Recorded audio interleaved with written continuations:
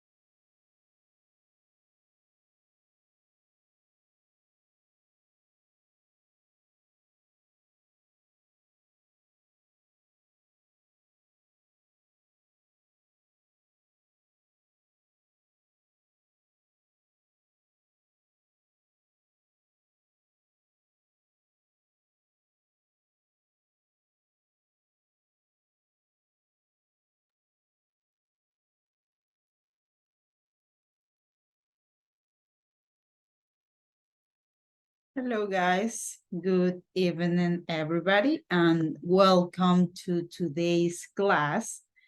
So, please, this is only a friendly reminder that in order to be in this class, well, you will need to turn on your cameras, okay? That is the first thing that I will mention. So please, I'm gonna ask you in the most kind way that you turn on your camera, okay? Because I'm gonna start passing the attendance. Before I pass the attendance, let me just remind you that, well, this is week number 6 of our 8 weeks level, okay? So we still have this week and 2 more weeks to go, okay? So we are almost there. That is a really good news. And remember that I was telling you that most likely we will have, let me just double check, 6, 7, 8. Okay, most likely I think that we will have our final quiz on November 8th, okay? So most likely, this is not information that I'm telling you that is 1% sure, but if, I mean, yes, because right now we are on week number 6. So next week, it's week number 7. That's going to be December 1st and December the 2nd. And after that, we will have December 8th and 9th. And that's going to be week number 8.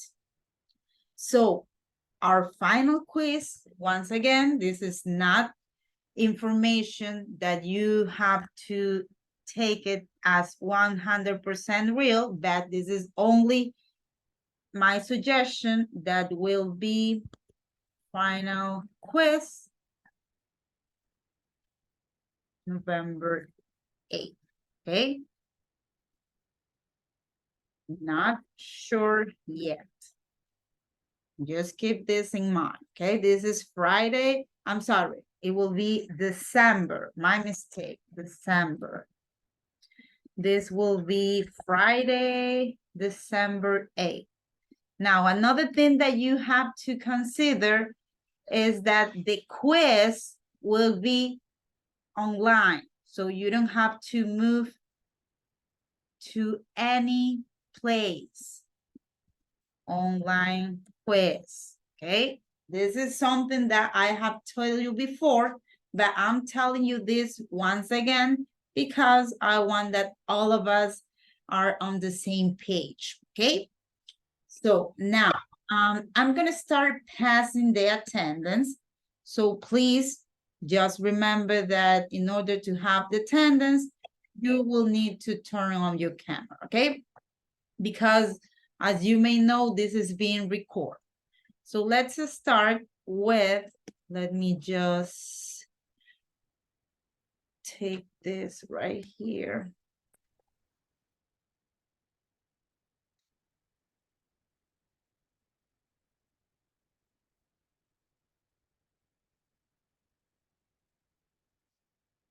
Okay, once again, remember that you can say hello, you can say here, you can either say hi and good evening. So let's start with Mr. Alex Ayauca. Hello. Hello, Alex. Thank you very much. So let's continue then with Pedro Anchundia. Hi, Miss. Hi, Pedro. Thank you very much. Catherine Bermeo. Hello. Thank you, Catherine. Hello. Let's continue with Alexander Castro. Hi. Hi, Alexander. Thank you very much. Okay, I'm going to skip Naila. Juan Carlos Cordero. Hello, Miss Andrea. Hello, Juan Carlos. Thank you very much. Give me a second. Okay.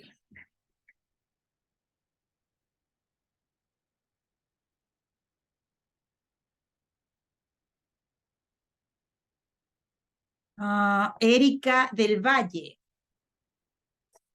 Miss Erika del Valle. Jessica Jiménez. Hello, Miss. Hello, Jessica. Thank you. Luis Fernando Sarabia. Thank you, Luis. Ángel Toaza. Ángel Toaza. Zuley Vega. Hello, Miss. Hello, Zuley. Okay, so once again, I'm gonna do a roll call. Erika del Valle. Ángel Toaza. Okay, remember that you have access to this file so you can check your attendance. So right here, for example, well, right now there is no danger anymore. So I'm gonna go with the yellow on the number, right? But remember that in order to approve this level, you need at least 70% of your attendance, okay? And if right here you're seeing that your number is not on yellow, that is on orange, it's because you have to watch out on your attendance percentage, okay? Now, so I don't know, before we start with our class, I don't know if you guys remember that last Friday, I assigned you this activity on Flipgrid, right? I even told you how to record the video. I even show you about the platform, right? So we have that activity and I only got 4 responses. I got Catherine Bermeo, Jessica, Zuley, and Alex, okay? Because remember that the deadline was until yesterday, okay? Wednesday, November 22nd. So these are the only students that will have the grade. I told you right here that this activity will be considered as part of the project grading category. So if you guys recall, right here, you have this section that says projects. So this is the first project, the activity related to speaking about a country, that this was on October 26th. Then we have this activity about writing, right? It was posting a picture, a photo with your family. And well, this one right here, I'm gonna write it, Flipgrid free time. And it was November 22nd, okay? So the only students that will, I'm gonna assess this are gonna be Alex Ayauca, Catherine Bermeo, Jessica Jimenez, and Zuley Vega. So please, guys, we are gonna have more of these activities. My suggestion is, please don't lose these points. Remember that project category, the percentage of this is gonna be 2 points, okay? So it is important that all of you deliver the activity when I tell you to deliver the activity, okay?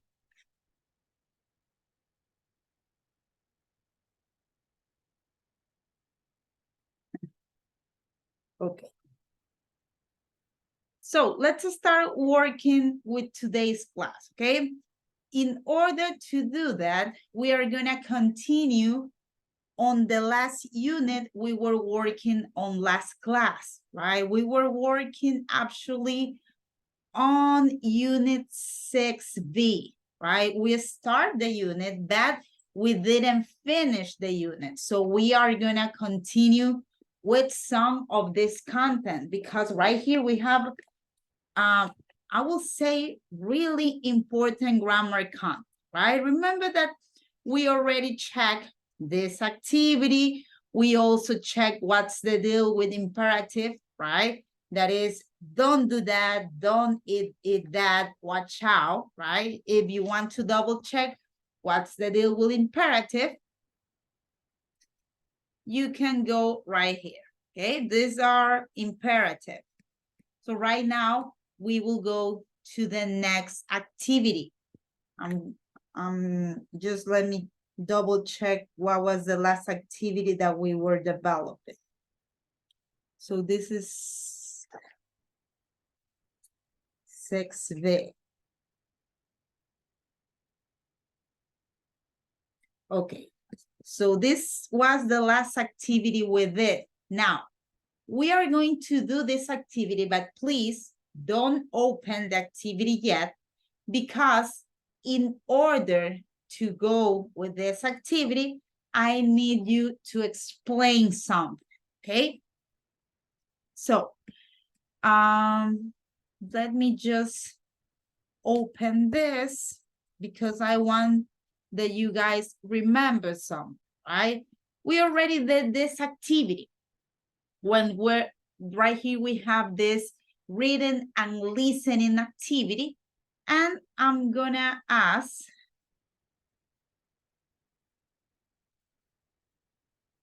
give me a second. Okay, so notice something right here. You have, for example, do you love me? Me, do you love me? Okay, Pedro.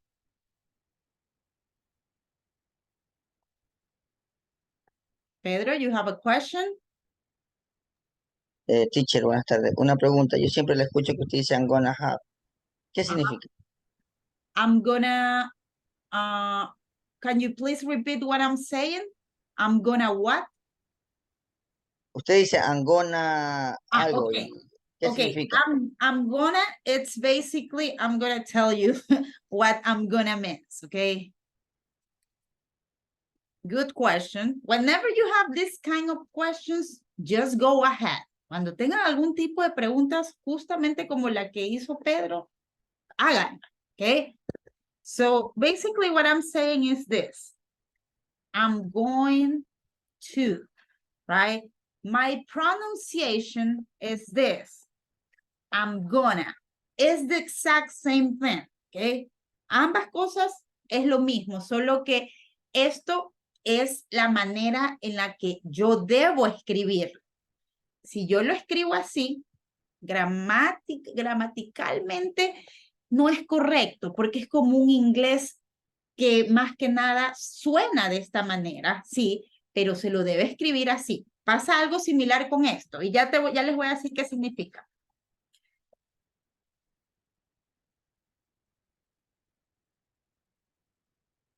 I want to, ¿ok? Esa es otra frase que yo puedo decir, I wanna, ¿ok? Si yo digo, I'm going to explain this topic, yo voy a explicarles este tema. I'm going to explain this topic. I'm going to tell you something. Yo te voy a decir algo. I'm going to talk about grammar. Yo voy a hablar de gramática. Entonces, yo puedo decirlo de esta manera o puedo también pronunciarlo así, ¿ya? Pronunciarlo. Este gonna, yo, si por ejemplo ustedes están en un writing, ¿verdad? En una actividad de writing, que yo les digo, chicos, escriban sobre lo que van a hacer en Navidad, ¿ok? Y ustedes dicen, I'm going to, yo voy a spend time with my family, ¿verdad? Voy a pasar tiempo con mi familia. Esto es lo correcto, de manera que nosotros estamos aprendiéndolo y gramaticalmente. Esto, si ustedes me pusieran, I'm gonna spend time with my family. Miren que hasta Google me lo corrige. Miren, porque yo lo puedo pronunciar así, perfecto, sí, pero no escribirlo. Pasa lo mismo acá. Hay ciertas palabras, ciertas expresiones que yo las puedo como contraer, ¿no? Entonces yo puedo decir, I want to tell you a secret. Yo quiero decirte un secreto, pero cuando lo pronuncio yo puedo decirles, I wanna tell you a secret. So look, same thing. In this case, Google, it's telling me that wanna is not the appropriate term, okay? I don't have to say wanna. I mean, I have to write want, okay? Is that clear, guys? Pedro, ¿está claro? Sí, yes. Okay, thank you very much. So once again, this is a reminder. If you have any questions, like, what is the Miss Andrea saying? What is this? For example, sometimes I say, let's do a roll call. Cuando yo paso la lista, ¿verdad? Y están todos, pero falta, por ejemplo, no estaba Erika hace rato y no está también Adrián, Ángel Toaza, ¿no? Entonces, cuando yo digo, let's do a roll call, es básicamente como que voy a dar una vuelta más, ¿verdad? Como que voy a repasar la lista para desde el inicio ver si ya llegaron esas dos personas. Esa es la expresión, let's do a roll, ¿ok? Cuando escuchen algún tipo de expresión que yo les esté diciendo y ustedes digan, ¿qué habla la Miss? Siempre le escucho que dice eso. Pregunten, ¿ok? So I'm going to be really happy to answer any of your questions. So let's go back to this topic. Okay, so I was telling you that right here, this is an activity that we already did last class. But I want that you notice some of the words right here. Word number 1, us. Us. Just notice this. Solamente mírenla y que escuchen la pronunciación. Ya voy a decirles qué tema es esto. Us. Next expression. Do you love me? Do you love me? Next one. Do you love him? Do you love him? I don't love him. I like cats. I like cats. Then you have I remember that right here is go to the windows. Close them. This is another of the words. Them. Next to her. Okay, so right here we have me, us. We also have him, here. We also have them. Okay, I don't know if you're familiar with this kind of words, but right now that is the topic that we will discuss about. Okay, now we will discuss about object pronouns. You guys are already familiar with this.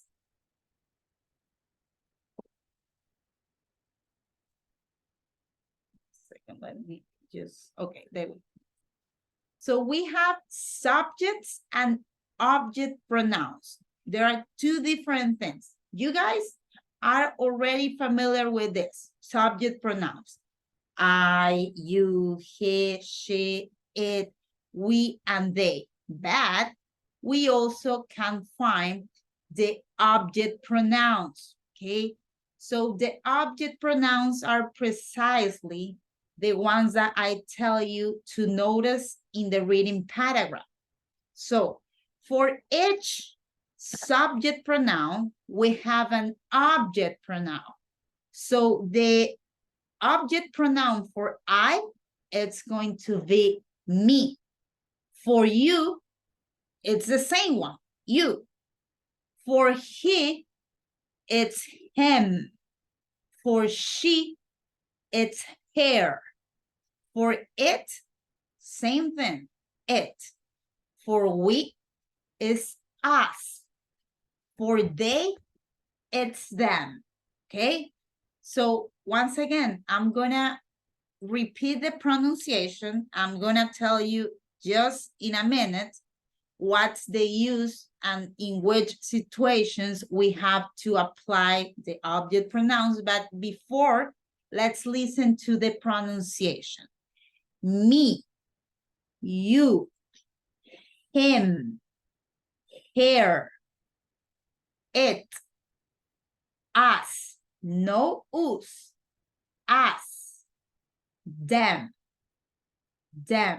Okay, so I'm gonna ask Luis, please, I need that you turn on your camera. What's the deal? Remember that, otherwise I will have to, unfortunately, remove you from the class, okay? Thank you very much, Luis.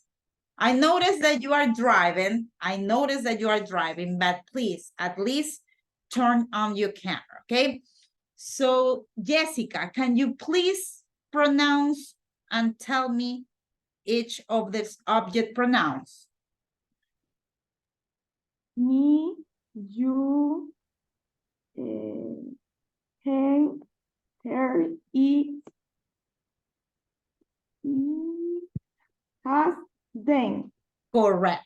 Thank you very much, Jessica. Okay, so probably at this point you are thinking, what's the deal with the object pronoun? So I'm going to tell you in which situations do we use this, okay? So, for example, instead of saying, I'm going to give you a brief example and then I'm going to tell you like a more detailed example, okay? Let me go just right here. Okay, let's say that I'm gonna give you this example. I like Chris Hemsworth, right? Chris Hemsworth is the actor that plays Thor. That is Chris Hemsworth, right? So this is example. I'm telling you guys, I like Chris Hemsworth, okay? So instead of saying, and instead of using all of the name of this actor, I can just go and say, look, so the equivalent of Chris Hemsworth, it's he. So the object pronoun of he will be him. So I can say, instead of saying I like Chris Hemsworth, I can say I like him. It's the same thing, okay? Me gusta Chris Hemsworth y me gusta él. So that is the use of object pronouns. Another example. Let's say another example. Rafaela likes chocolate. So she really enjoys chocolate. She likes Milky Way, she likes Snickers, she likes M&M, she likes Manicho, she likes chocolate. So chocolate, what's the equivalent of chocolate into the subject pronouns? I, you, he, she, it, we, or they? Which one do you think it is? El chocolate, el it. It, correct, because it's food. Basically, it's a thing. So I can say, instead of Rafaela likes chocolate, I can say it's the same one. In this case, it's the same one. So Rafaela likes it. A Rafaela le gusta el chocolate o a Rafaela le gusta eso. Another example. Let's say Sebastian loves I want to say soccer, okay? Sebastian loves, well, no, I'm not going to say soccer. I'm going to say Sebastian loves Sophia, okay? So Sebastian loves Sophia. So what's the equivalent of Sophia in the subject pronouns? Which one of this? It. She, I'm talking about a female, a girl, Sophia, right? So it's the same thing of saying she. So I can say, instead of Sebastian loves Sophia, I can say Sebastian loves her. Sebastián ama a Sofía, o puedo decir Sebastián la ama a ella. So that is the use of the subject pronoun. So there is a really easy way to remember how to use this, okay? As you can see right here, we use the subject pronoun whenever we have the verb, and we do it before the verb. And after the verb, we use object pronouns. I'm gonna tell you what I'm meaning with this. Before, antes, after, después. So right here, for example, I have the verb like. Another, once again, I have the verb like. And once again, right here, I have the verb loves. So notice, before the verb, I have to use the subject pronoun. Because of that, right here, I have the verb. Before the verb, I'm using I like him. Right here, I could be using she, and right here, I can use he, right? So once again, before the verb, I have to use subject pronouns, but after the verb, I have to use object pronouns, just like right here. I like him. It wouldn't be appropriate to say I like he. No sería apropiado que yo utilice I like he, porque aquí está el verbo. Y la regla me dice que después del verbo yo tengo que utilizar los de esta hilera, los de esta fila. ¿Ok? Now, let's continue.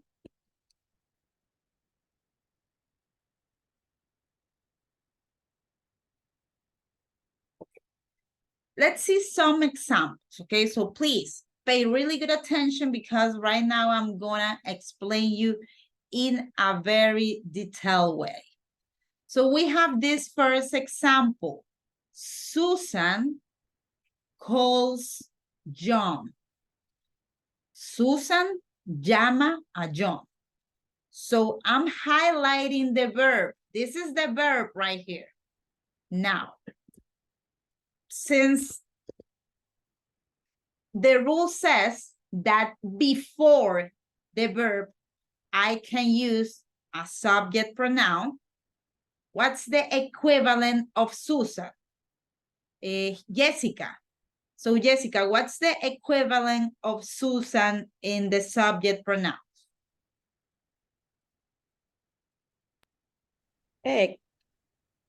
Susan. Susan, I'm talking about a girl, a woman.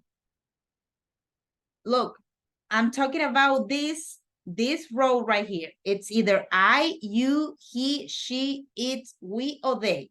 Which one of these options is the one for Susan?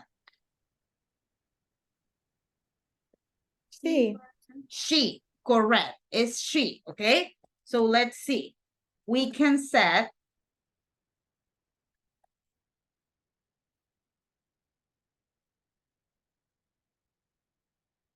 she calls John, right? I'm replacing Susan with the subject pronouns because we have the verb, ¿verdad? Acuérdense la regla. El verbo es lo que va a ser mi base. Yo veo el verbo y antes del verbo yo tengo que utilizar los de esta hilera. Y después del verbo, los de la hilera de acá. Entonces, siguiendo esa regla, si yo quiero reemplazar Susan, que está antes del verbo, tengo que ir con los de acá. She calls John. Ella llama a John. Okay. Let's see the next one. So, if I want to replace, si quiero reemplazar a John, so Alexander Castro, we have John, right? And we have the verb right here. So the rule says that we need to replace with object pronouns after the verb. So with which one of these object pronouns can I replace John? Him. Correct. Great job, Alexander. Thank you very much. She calls him. Ella lo llama a él. Okay, so notice the verb is the one that will tell me which one of these two I have to use. Of course, let's see another example. So we have Paul works with Curly. Paul works with Curly. Works, it's the verb. So according to the rule,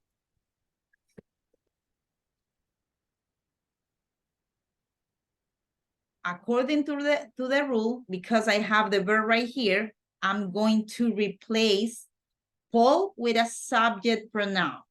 So, Pedro, what's the subject pronoun I can replace Paul with? He worked with Shirley. Correct. Great job. Thank you very much, Pedro. So he works with Curly. Amazing. Now, let's see the next one. So now I want to replace Curly. So in this case, Alex Ayauca. Right here we have the verb. So the rule says that after the verb, we have to replace with an object pronoun. Which one? Here. Hair, correct. He works with hair. Él trabaja con ella. Okay. So we are not saying any names. ¿Verdad? No decimos ningún nombre. Digamos que esto sirve para pegarnos un chisme. Cuando tenemos a gente que conoce alrededor de las personas que están implicadas en el chisme y yo no quiero decir los nombres, yo puedo utilizar esto, ¿no? Porque así no digo que estoy hablando, por ejemplo, de Zuley, sino que yo puedo decir, yes, that's her, esa es ella. Yo no digo, yes, that's Zuley, no, because en esa manera no, el chisme obviamente está viendo expuesto, ¿no? Acá yo lo mantengo en incógnita, okay? Now, let's see the next example. We have Peter and Michael play with their friends. Peter and Michael play with their friends. This is the verb. So according to the rule, before the verb, we have to use either of these subject pronouns. So Catherine Bermeo, what's the subject pronoun that can replace Peter and Michael? I'm talking about two people. They Correct. So play with their correct. They play with their friends, right? They play with their friends. This is the one we're choosing. Now, let's go with the next one. Take a look. Now, the rule says that after the verb, we have to use an object pronouns.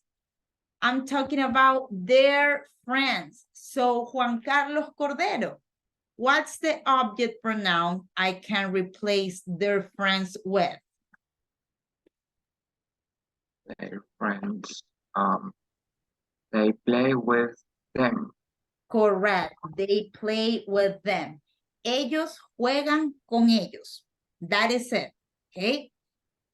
They play with them. Notice that right here, the pronunciation, it's they. And right here, the pronunciation, it's them. Okay. Them. Correct. Thank you very much, Juan Carlos. Now, let's see the next one. We have Mrs. Smith feeds the dog. Feeds, it's a verb, alimenta, okay?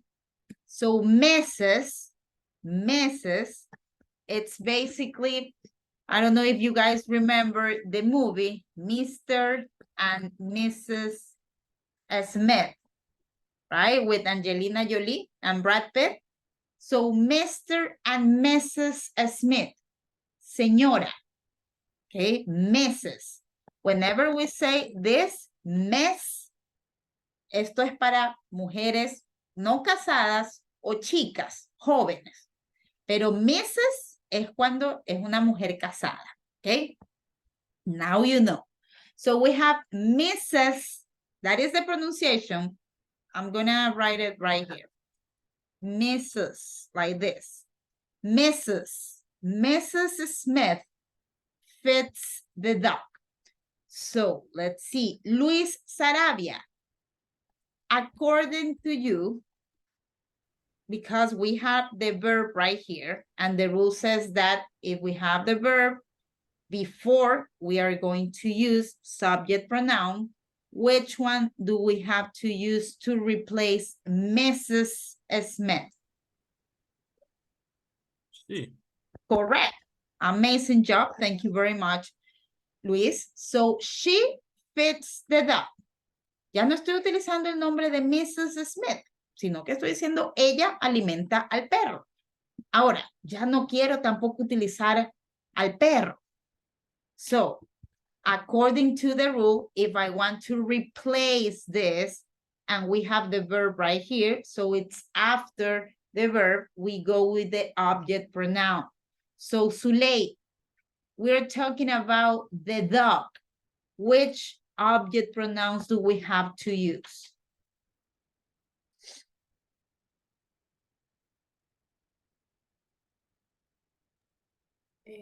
Him, Which one? him, him. Him, Him. no. Him, it's for men. So, for example, if I will say Pedro, if I will say Alex, if I will say Luis, in that case will be him. But right now we're talking about a dog. Basically, same thing as a thing. So, which one do you think it is the right option, Zuley?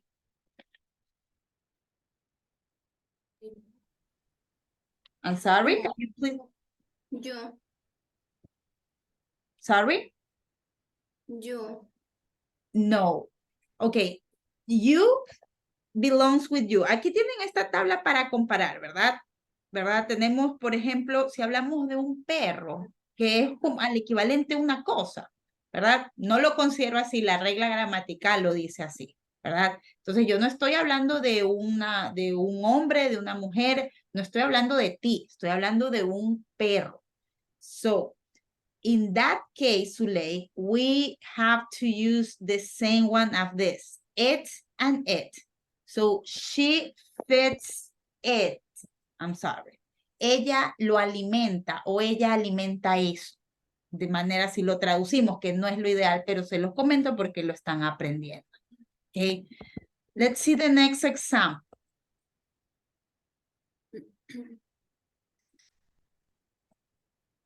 Okay, now we have Mary and Kat talk to my sister and me. So right now, watch out, guys. I'm not only saying Mary, no, I'm saying Mary and Kat. Two people are involved. Same thing with this. Talk to my sister. I'm not saying only my sister. I'm saying my sister and me. Two people including me. Right here, I'm saying two people. That's not me included. Okay. So, according to the rule, if we have the verb, before the verb, we have to use subject pronouns. So, let's see who hasn't participated yet. I think that all of you have participated, but I'm going to go with Alex Ayauca. Alex, we have Mary and Kat, two people. Which?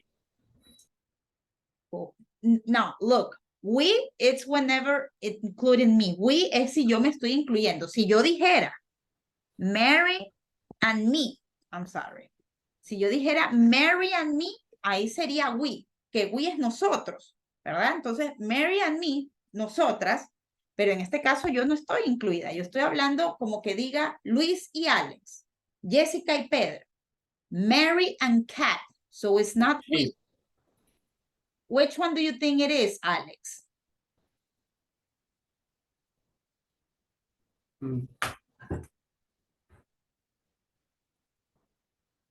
Sería she.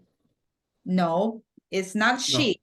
She sería si yo me estoy refiriendo a una mujer. Aquí me estoy refiriendo a dos personas. Dos personas. Es el ejemplo que les decía. Mi vecina y su esposo. Esas personas de allá.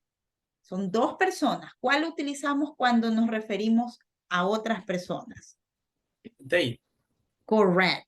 They talk. Okay. Ellos o ellas. No hay género para esto. Pueden Ahí ser yo pensé que el hombres. they era solo para hombres, No, pero no, por eso me para, confundí. puede ser para 2 hombres, 2 mujeres, 15 hombres, 15 mujeres, 2 hombres y, o sea, a partir de que yo ya tengo más de 2 personas involucradas, sin importar su género, yo ya puedo poner they. Cuando yo pongo we, es que me estoy incluyendo, que yo digo, Luis, Alex, Jessica y yo nos vamos mañana a Sweet and Coffee, ¿verdad? Entonces, si yo quisiera incluir, cambiar ahí, como yo estoy también en ese grupo, yo digo nosotros, en lugar de decir Luis, Alex, Jessica, y yo, puedo decir nosotros. Entonces, eso es una confusión mal, ¿no? Entonces, sí procuren, traten de escribirlo por ahí, de que we es cuando me incluyo yo, cuando yo estoy incluida en esa sopa, ¿verdad? They es cuando me refiero a 2 personas y yo no estoy metido ahí. They talk to my sister and me. Now, we have the next one. Talk is the verb. So we have to change my sister and me. Notice that right here, I'm including myself, me, my sister and me. So, Pedro, te voy a hacer una pregunta, ¿no? Y de esta es la manera que deberíamos manejarlo, ¿ya? Para que no haya confusión. Si yo hablo de my sister and me, yo sé que normalmente yo debería ir con esto, ¿verdad? Porque está después del verbo. Pero para primero identificarlo, si yo hablo de mi hermana y yo, ¿cuál subject pronoun tendría aquí? We. We, ¿verdad? Entonces, como yo no puedo utilizarlos de este lado, porque la regla dice que necesito utilizarlos de acá después del verbo, ¿cuál sería el equivalente? Us o us. como se Correct. pronuncia. Us. Correct. They talk to us. Ellas hablan con nosotros. Yo sé, siempre se los voy a mencionar, no es lo correcto que lo traduzcamos a español, porque no es conveniente jamás. Cada cosa en sus idiomas tiene lo mismo, porque por ejemplo, we aquí significa nosotros y acá us también significa nosotros. Entonces, por eso puede causarles confusión, pero el caso es que aquí sería, en lugar de decir Mary and Kat talk to my sister and me, si yo no quiero decir ni los nombres de estas 2 personas, ni el nombre de mi hermana, ni el mío, yo puedo decir they talk to us. Okay? Now, let's see another example. This is quite a different example. So let's see, we have a question. Do you like your doctor? Do you like your doctor? So we have this answer right here. Yes, I like, and we have to complete. I'm gonna ask you, first of all, what's the equivalent of a doctor? A male doctor of this one right here. He, right? Okay, so I'm only gonna write this. So the equivalent on this object pronoun, it will be him, okay? Yo tengo aquí 2 opciones. Puedo utilizar o he o him, pero aquí ustedes no tienen las 2 hileras, ¿no? Yo les había puesto de esta manera como más fácil. ¿Cómo lo hago? Yo tengo que identificar cuál es mi verbo y a partir de que lo identifique, yo ya sé la regla. Si este espacio que hay que completar aquí va antes del verbo, pues yo tendría que irme con la hilera acá, del subject pronoun. O si está después del verbo, yo tendría que irme con los de acá. Entonces, les pregunto, ¿cuál es el verbo en esta oración? Him. Like, it's the verb, okay? This is the verb. So, my question is, do we have to use he or him? Okay. Him, correct. Yes, I like him. ¿Te gusta tu doctor? Sí, me gusta él o me gusta simplemente. Now, let's see the next example. Let me Let me copy this right here so you can have a better idea. Let me just go right here. I'm gonna paste it in this section. There we go. So take a look. We have, do you like your teachers? Your teachers, tus profesores. No me estoy incluyendo. Estoy hablando de esos 3 profesores que están allá. Okay.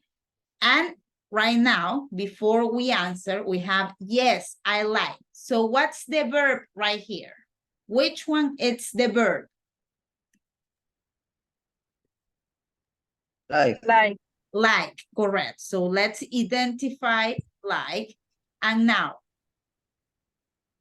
we have to, first of all, identify if we need to use subject pronouns or object pronouns. So we have like, and the rule says that after the verb, we have to use object pronouns, ¿verdad? Eso dice la regla. Tenemos el verbo, entonces, después del verbo tengo que ir con esta hilera. Les consulto. What's the equivalent of your teachers? Them. Them, Them. correct, them, yes, I like them, ¿verdad? Porque básicamente yo estoy hablando como de ellos, ¿verdad? Them, yes, I like them. Now, let's see the next example. Do you like Scarlett Johansson? So Scarlett Johansson, it's a girl, it's a woman, it's a female. So once again, what's the verb in this sentence? Like. Correct. So it's like. So let's highlight it.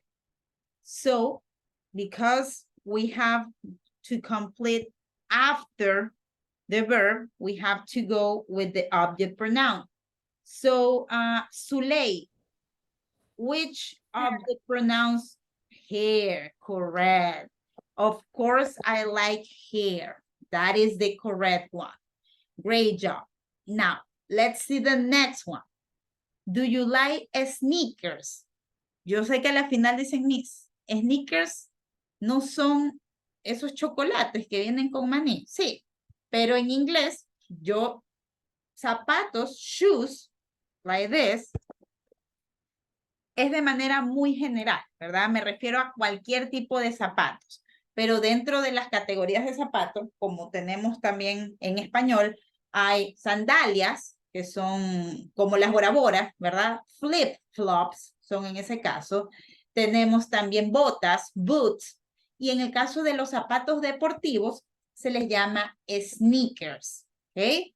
So, right here we have the question. Do you like sneakers? ¿Ok? Aquí yo estoy hablando no de una persona, no de 2 personas, sino que estoy hablando de 2 cosas, porque estamos hablando de zapatos en general, más de 2 cosas.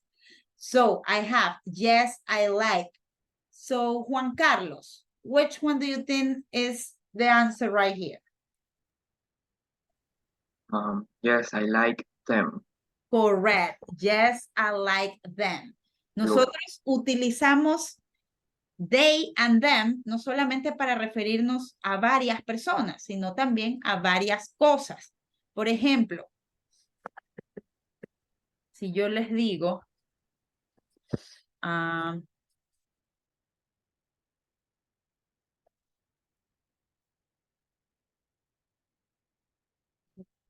really love my PC. No, let's see another example. I can't live without my cell phone and my laptop. I can live without my cell phone and my laptop. Aquí estoy diciendo que no puedo vivir sin my cell phone and my laptop, right? I'm having 2 things. Me refiero a 2 cosas, mi celular y mi laptop. ¿verdad? Entonces aquí fácilmente yo no estoy hablando de personas, así que puedo decir I can live without them. No puedo vivir sin ellos, sin estas dos cosas, okay? So this is valid as well. So right now, in order to practice this, remember that you can always access to this note. I mean, my suggestion is to access to this note so you can double check the rules, right? So this is gonna be important for the next activity. The next activity that we will develop is this one right here. Unit 6B, 6B, this activity right here, Grammar Bank 1B. Okay, let's do this one right here.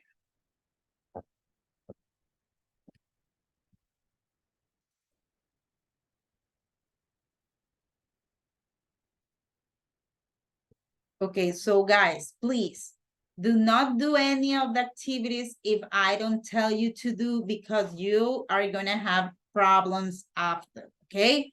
So please only do the activities I tell you to do. So let's see, Suley, can you please read the instruction?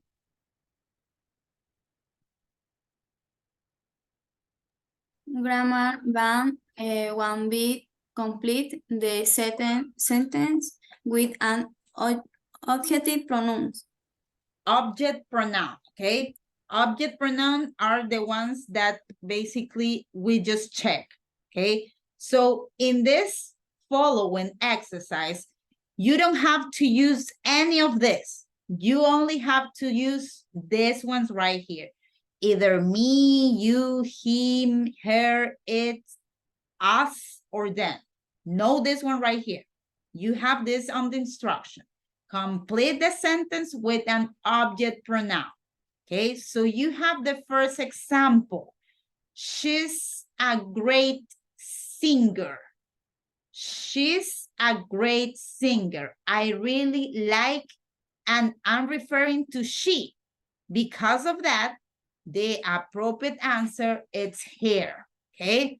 So you will have to do the same thing with the remaining sentences. Let's do the first one, and then you guys are going to do the next ones. So we have, I have a new tablet, like an iPad, right? A tablet. But I don't use, right here we have to use a subject pronoun, I'm sorry, an object pronoun very much. So my question, Luis, I'm talking about a new tablet. This is what? This is a person, this is a dog, this is a thing, this is a place. Which one do you think it is? The correct, it, correct. So I said, I have a new tablet and I don't use it very much. Yo tengo una nueva tablet, pero no la uso mucho, okay? So let's see the next one, and then you do the remaining ones. So take a look. Jim likes Sarah. Jim likes Sarah. Okay, so I'm referring that Jim, this guy right here, likes Sarah. Okay, but she doesn't like, and right here we have to use an object pronoun. So once again, notice Jim likes Sarah. Okay, so Jim is in love with Sarah. So every time that Jim sees Sarah, probably he's like really happy. But she, I'm referring to Sarah, doesn't like. So right here, which one do you think it's the right answer, Alexander Castro?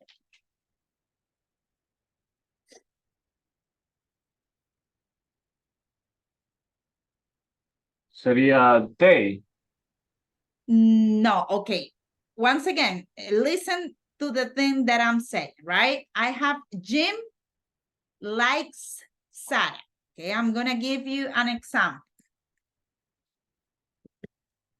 So I have that Jim likes Sarah. It's the same thing that I was telling you right here. I like Chris Hemsworth. Rafaela likes chocolate.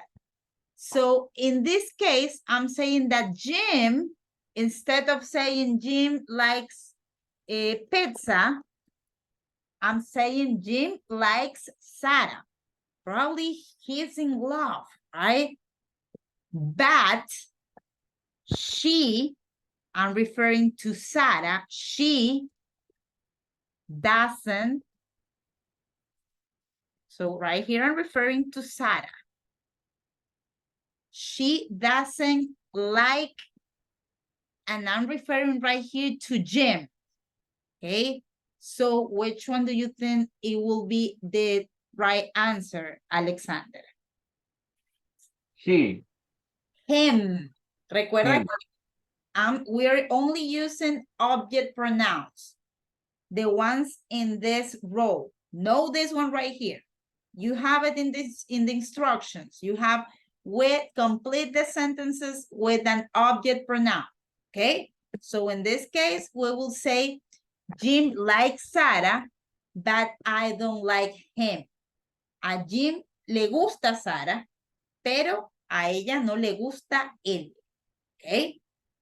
Hay una confusión bastante común que, por ejemplo, viene del error de traducir en la cabeza, ¿verdad? De uno, de español a inglés, que uno dice...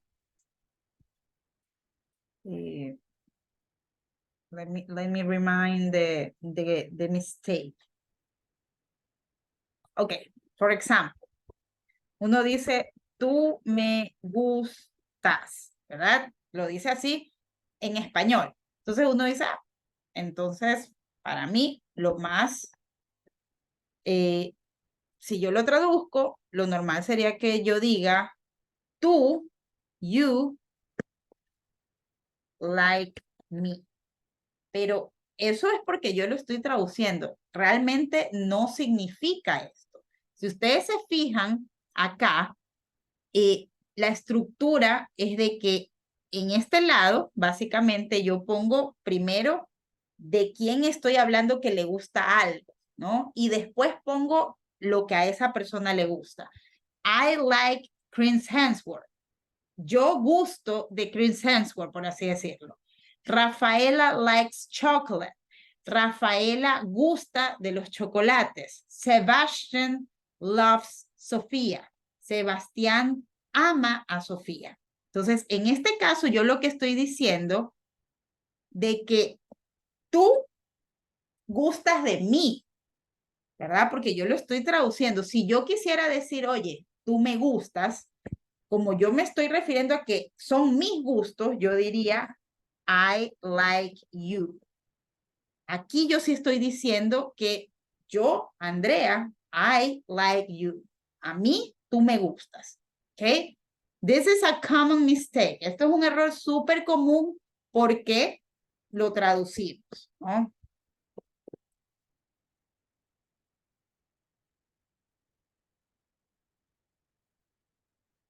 Okay. Now, let's see the next one, okay? We have my children love music. Remember, children, it's the plural, and child, it's the singular. We don't say children's, no, it's already plural right here. There is no need to add the S. If I want to say only one, I will say one child.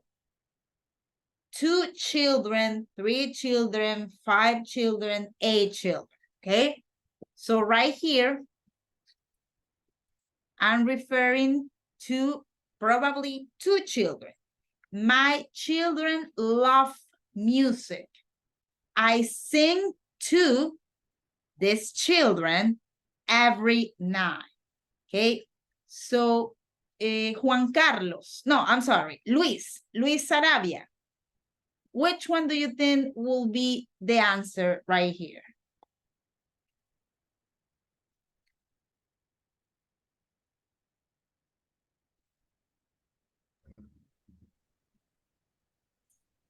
Me. No, look, I'm talking about my children. Yo estoy hablando no de mí. Yo no estoy diciendo, a mí me gusta la música. Yo estoy diciendo que a mis hijos o a mis niños. That's Then. then. Then. Yo me estoy refiriendo a ellos. Esto es un error, no un error, una confusión similar a lo que pasaba con your wife, tu esposa. Como yo veo la palabra you, yo digo, estoy hablando de ti, pero no, hablo de tu esposa. Y en ese tu esposa es una mujer. Si yo dijera your children, sería similar a lo de acá. Yo me estoy refiriendo a los niños, no a mí, ni a ti, ni nada. Okay, so my children love music. I sing to them every night. Ok, chicos, les voy a pedir un favor. Yo acá me puedo despelucar casi que explicándoles esto, pero esto es algo que ustedes necesitan practicarlo por su cuenta. Y mucho de eso tiene que ver, nosotros ya pasamos esto en la semana 1, 2, 3. Ya actualmente estamos en la semana 6. Esto es algo que ustedes ya lo deberían tener un poco más claro. Como les digo, aquí nosotros nos vemos 4 horas los jueves y 4 horas los viernes. Y sí, les digo las estructuras, les digo la pronunciación, pero depende mucho de su trabajo autónomo, de su trabajo asíncrono, para que tengan un nivel un poco más apropiado y que puedan entender de una mejor manera esto, ¿sí? Así que les voy a pedir de favor que traten de practicarlo en Alticia, que es una buena herramienta para poder subir su nivel.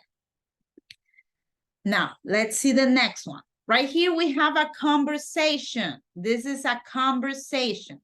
We have, it's Emma nice? This is a question, right? It's Emma nice. I'm referring to Emma. Emma, Sofía, Zoila, Andrea, Carmen, Emma. Okay, so this is the name. And the answer for this is, I don't know Emma very well. Okay, so let's see.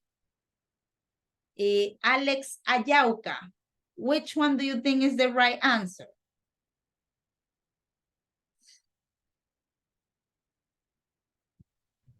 Head. Which one? I'm sorry? Head. Correct. Great job, Alex. Thank you very much. So is Emma nice? I don't know her very well. Okay, I'm referring to Emma, and because of that, here it's the correct answer. Now, let's see the next one.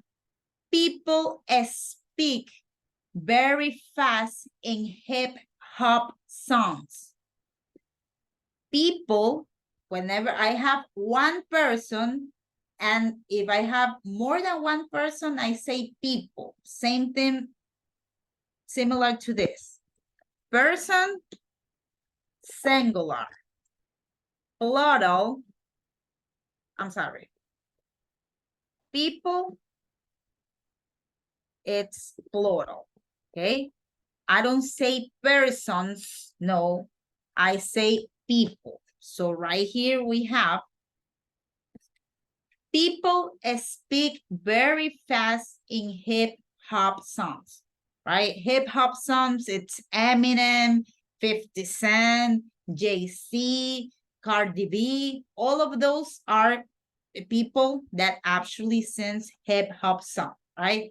I can understand that people over there. So Jessica, what's the correct answer right here? Then. Correct. Great job. Thank you very much, Jessica. So people speak very fast in hip-hop songs. I can understand them. Now, let's see number 6. I'm hungry. Me, right here, Andrea. I'm hungry. and I'm asking somebody else, can you make, this is me that I'm hungry, can you make a sandwich, please? So Catherine Bermeo, which one do you think is the right answer? Me. Can you make me a sandwich? Amazing, yes. I'm hungry, I'm hungry. Estoy hambrienta. I'm hungry. Can you make me a sandwich, please? Another common mistake, guys, is the confusion between hungry and angry. This is not the same thing. Hungry is when you want to eat, right? You want to eat. Hambriento, right? And angry, it's when you're mad, cuando estás molesto. Básicamente a mí las dos se me juntan y cuando tengo hambre me pongo brava, ¿ya? Pero son cosas diferentes. Hungry, hambriento. Angry, it's molesto, bravo, okay? So that is a common mistake as well. Now let's see the next one. Our friends usually have dinner with at the weekend, okay? This is probably a tricky one, so I'm gonna go right here and I'm gonna explain you this, okay? So we have our friends usually have dinner with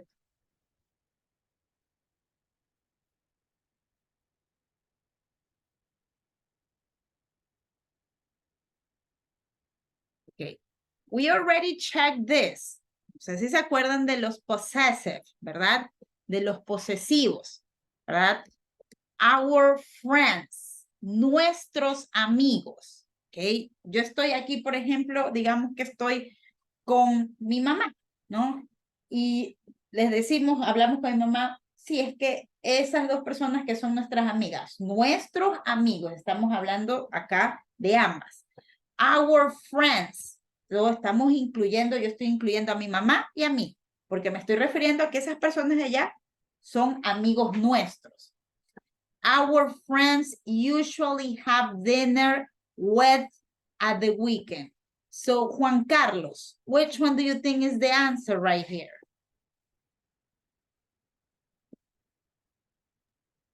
Friends usually have dinner with us at the weekend. Correct. Porque aquí yo estoy hablando de nuestros amigos, con nosotros, us. Our friends usually have dinner with us, ¿ok? Yo aquí puedo, yo utilizo us, ¿verdad? Si ustedes ven esta palabra, our friends, nuestros amigos, our pets, nuestras mascotas, our houses, nuestras casas. Es decir, yo estoy diciendo que esas cosas pertenecen no solamente a mí, sino a que otra persona más, ¿no? Our, por ejemplo. Pedro, ¿tú tienes hijos o hijas? Yes. Ok, entonces Pedro tiene hijos e hijas. Voy a asumir, y perdóname lo que estoy asumiendo de que tus hijas son con tu esposa Gabriela, ¿verdad?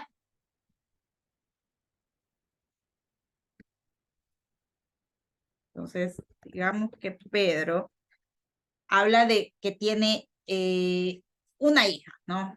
Entonces, Pedro, la hija no la hizo sola él, ¿no? La hija es de Gabriela y de Pedro. Entonces, Pedro no estaría tan correcto si está la esposa ahí que diga my daughter, ¿right? Sino que ahí va a venir Gabriela y le va a decir, oye, Pedro, la hija es de ambos, ¿no? Entonces, ahí Pedro tendrá que decir, yes, correction, my mistake, corrección, mi error.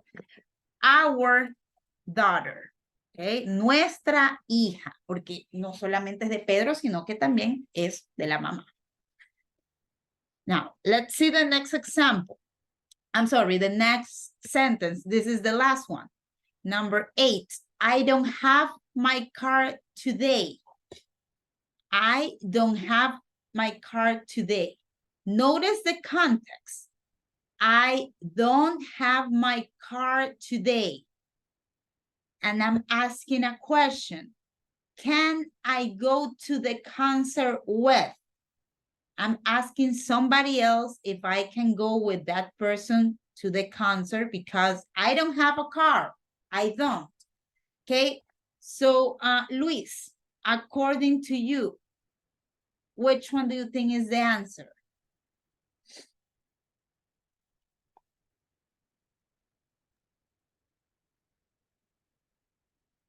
Aquí te digo algo, no te fijes tanto que aquí yo estoy diciendo I y bueno, de acuerdo a lo que hemos venido haciendo, tú podrías decir, si es I, yo utilizo me. No, sino que por eso les digo, entendamos el contexto. I don't have my car today. Estoy sin carro, estoy descarriada, no tengo carro. So I'm asking somebody else to take me to the concert. Can I go to the concert with?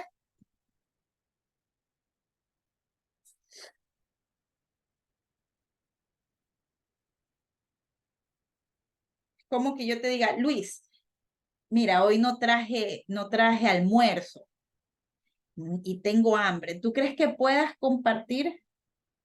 Tú puedes compartir tu lunch. Tú puedes compartir tu almuerzo. Similar thing right here. I'm asking you a question. Can I go to the concert with?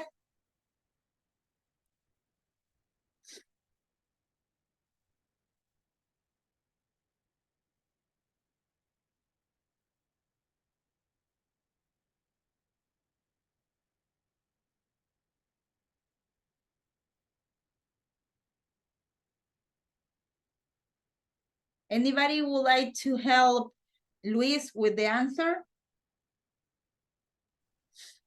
You. Correct. I don't have my car today. Can I go to the concert with you? Como les digo, aquí no tiene tanta lógica de ver cuál es el subject pronoun, sino que el contexto. No tengo mi carro el día de hoy. ¿Tú crees que pueda ir contigo? With you, okay? So it is important to understand the context, guys. Not only in this activity, but in all of the activities, okay? I'm gonna send you some activities related to this so you can practice this better, okay? Because this is a topic that you need to fully understand. Now, please double check the answers before you send the activity and we can go to the next one. So this one is it, him, them, her, them, me, us, and you, okay? So click into finish the temp so we can go to the next activity. And the next one, it's related with vocabulary, as I was telling you, right? Vocabulary. So let's go with activity 2A, kinds of films. Remember the pronunciation of these words. Kinds, no kins, kinds.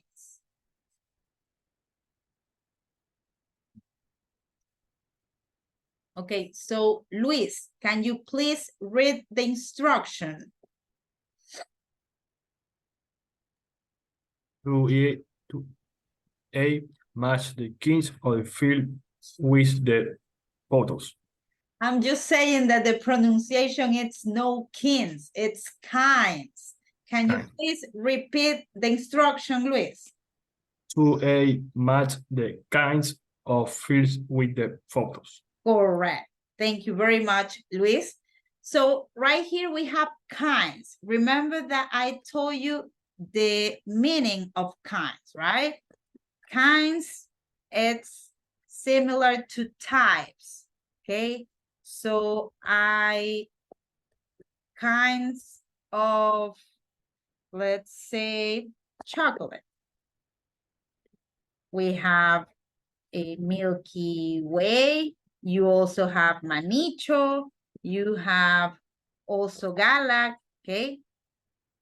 All of those are kinds of chocolate. So right here we have kind of films. We have, notice the pronunciation, okay? Action film. Action film. Like Fast and Furious. That is an action film. Also, John Wick. That is an action film. A comedy. A comedy. So, for example, American Pie. You can always, another comedy can be Mamma Mia, The Devil Wears Prada. I mean, comedy is whenever you're laughing like the whole time. It's a happy movie. Then we have a drama, an animation, like Nemo, Finding Nemo, Toy Story, Up. You also have, what's the name of the Lion King, okay? All of those are animation. A Western. This is the ones that you have the cowboys with guns, right? Cowboys and cowgirls. Vaqueros y vaqueras. So in the Western movies, you have cowboys and cowgirls, usually. A horror film. You have The Nun, La Monja. You also have The Ring and any of those movies, okay? So right now, your task is to match each of these pictures right here with the kind of film. Right here you have Kung Fu Panda. This is Dumb and Dumber, Tonto y Retonto with Jim Carrey. This one it's Carrie. That is the name of the movie, Carrie. Right here, I think that this is 12 Years a Slave. This one is James Bond. And this one is the Django Unchained, okay? So right now, you have to decide which one of these movies belong with this, okay? So take a look. Remember that you can always go to Google. And as I was telling you, if you are not a movie person, I am a movie person. I really like movies. So for example, this one right here, it's Carrie. That is the name, Carrie. You have like a lot of versions of Carrie. You even have a film series, okay? So right here, you can get familiar what's the deal with this movie, okay? This one right here, it's 12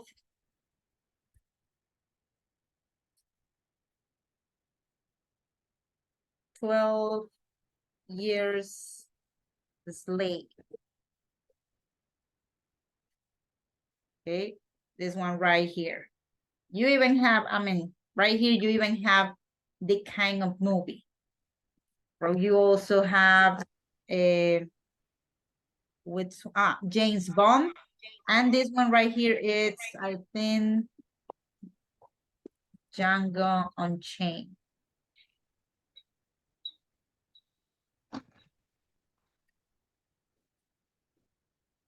Okay, so right now, I'm gonna give you 3 minutes so you can decide which kind of film is each of them. Okay, let's have 3 minutes.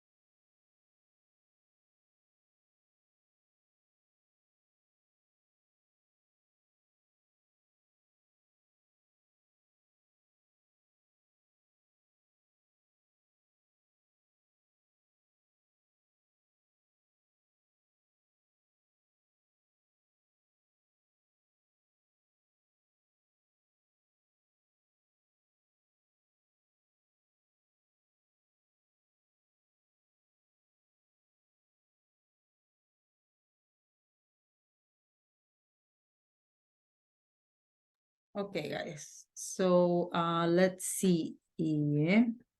Alexander Castro, can you please tell me which one is number one? What kind of film?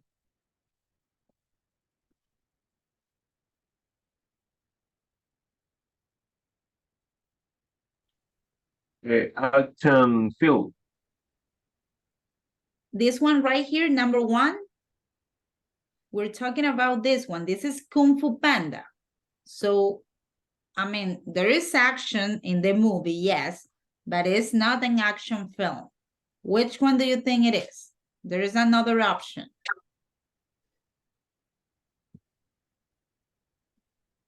Why? Just let's continue with Alexander, okay? Alexander, once again, there is, I mean, this is not action film. It's a different one. Take a look. Right here you have, this is a panda basically doing karate. I mean, doing kung fu. So which one do you think it's a better fit? We have a comedy, we have a drama, an animation, a Western, or a horror film? Animation. Correct. That is an animation. Once again, we have comedy right here in this movie. We also have action, but the most appropriate kind of film is animation. Okay. Let's see the next one. Number two, Pedro Anchundia. What kind of film is number two? A comedy. Correct. Great pronunciation. A comedy. Thank you very much, Pedro. Let's continue with number three. I'm going to ask Jessica Jimenez. Which one do you think is number three? A horror film. I'm sorry, can you please repeat it? Or film. Horror, a horror film. Film, okay? Can you please repeat? Film. Film. Notice, like this. Film.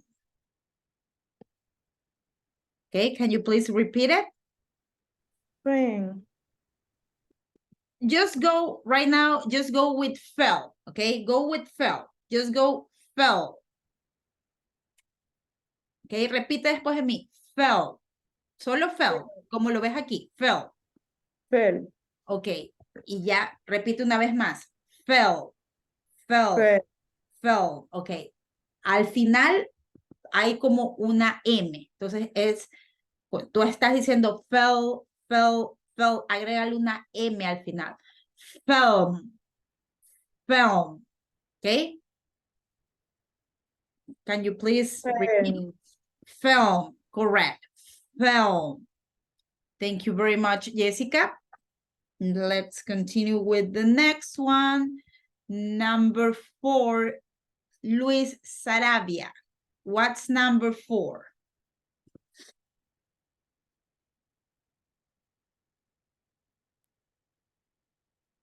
A Western. Number four. Remember that in a Western, we have cowboys and cowgirls. Western, it's a different kind of Oh, movie. sí. Sería a drama. Correct, a drama film. Thank you very much, Luis. Now let's go with number five, Catherine Bermeo.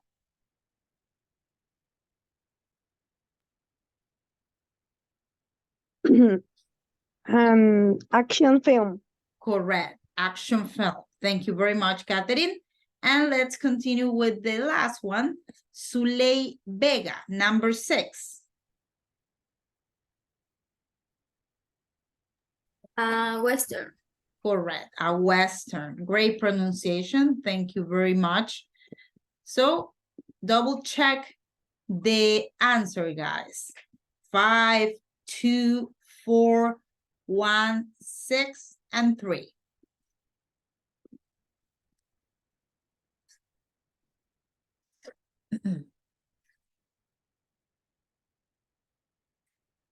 Now, let's move on into the next unit, Okay, we are done with Unit 6B. Right now, let's go with Unit 8A. 8A.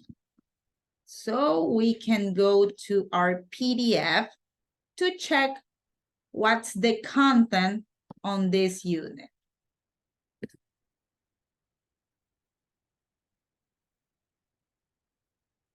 Okay, I'm gonna ask to Pedro, can you please read the title of Unit 8A?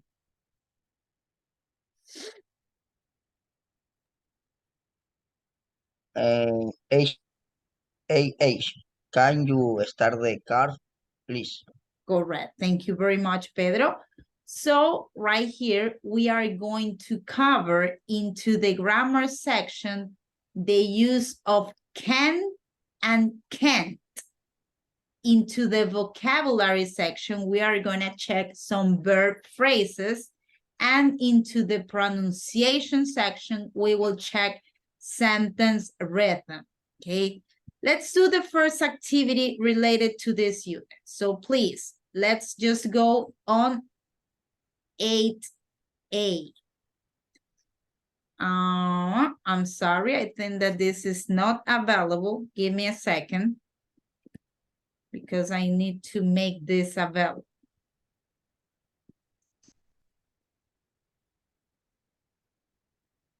Arrancar el coche, por favor. I'm sorry, Pedro? You were... No, estaba traduciendo español lo que decía ahí en el traductor, para entender. Es que me Okay, quedó el micrófono prendido. okay. I mean, it's valid. It's valid. Even though I tell you don't translate, it is valid. Aunque yo les digo, no traduzcan, es válido. Y eso lo que está haciendo Pedro es lo que se le llama en inglés a esta expresión. Go the extra mile. This is an expression, right? That if you translate it, it's going to mean ir una milla extra. Pero la expresión significa de que haces más de lo que se te pide, ¿ok? Pedro no tendría por qué traducirlo, pero bueno, lo hace, ¿no? So that is valid. Now, let's go once again. 8B. Okay, this is the one. Give me a second because the activities, not all of them are available for you. So right now I'm going to change that.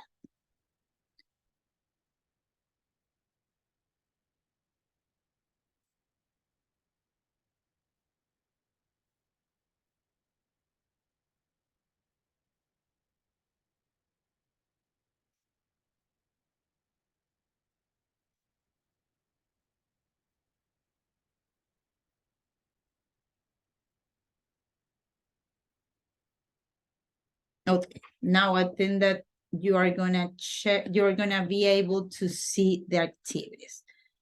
So let's go to the first activity of Unit 8A, this one right here, okay? The first one. And right here, it's content related to grammar, the use of can and can't.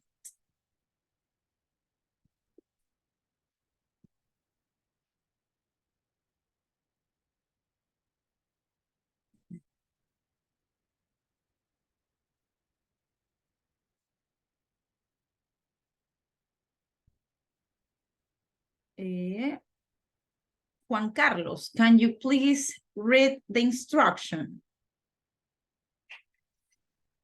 What do these things mean? Match the words and pictures. Correct. So the pronunciation of this is signs. Signs. Signs, correct. So signs are basically this, right? No parking, no parquearse, prohibido estacionar. All of those are signs, señalética, señales, okay? So basically right here, you will have to relate each of these signs, you have 3 signs with the words. You have motorway, no parking, and traffic lights. Okay, so I'm gonna give you 3 minutes to decide which one goes with the pictures, okay?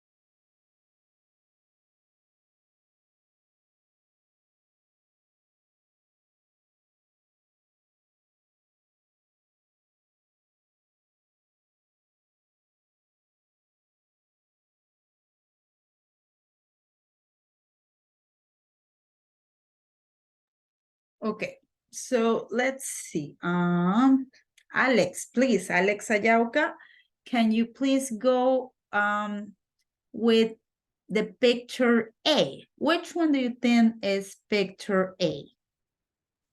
No parking. No parking, correct. This one right here.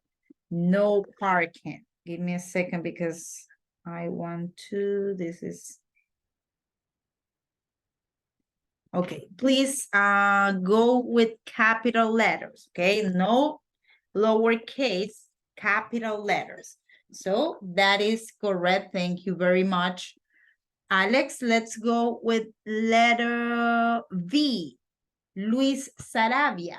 Which one do you think it's the word for letter B? Motorway. Motorway, correct. Remember, capital letter. Right here, I'm going to tell you something. So we have, motorway, right?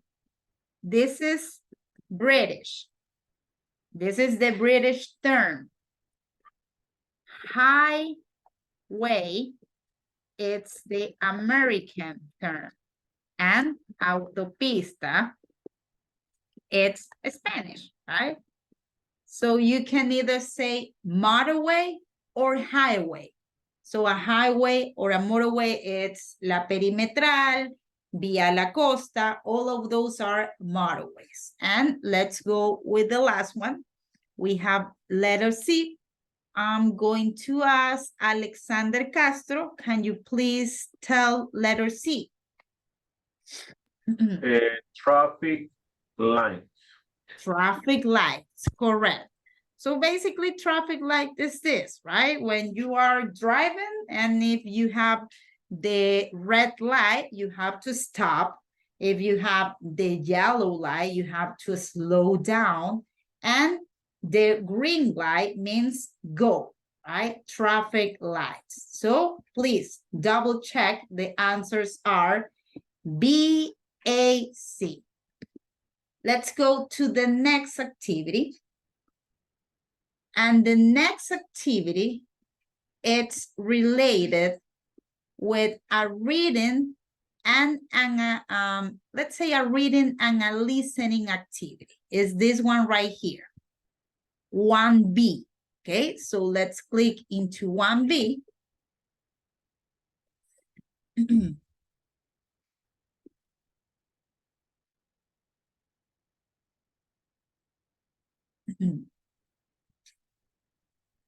Okay, Jessica, can you please read the instruction?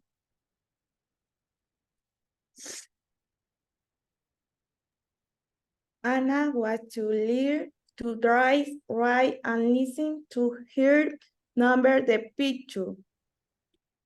1, 2, 3, correct. Thank you very much. So we have Anna wants to learn to drive.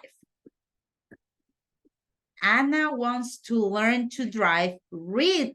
You have to read and listen to her. You are going to read and listen to Anna. Number the pictures 1 to 3.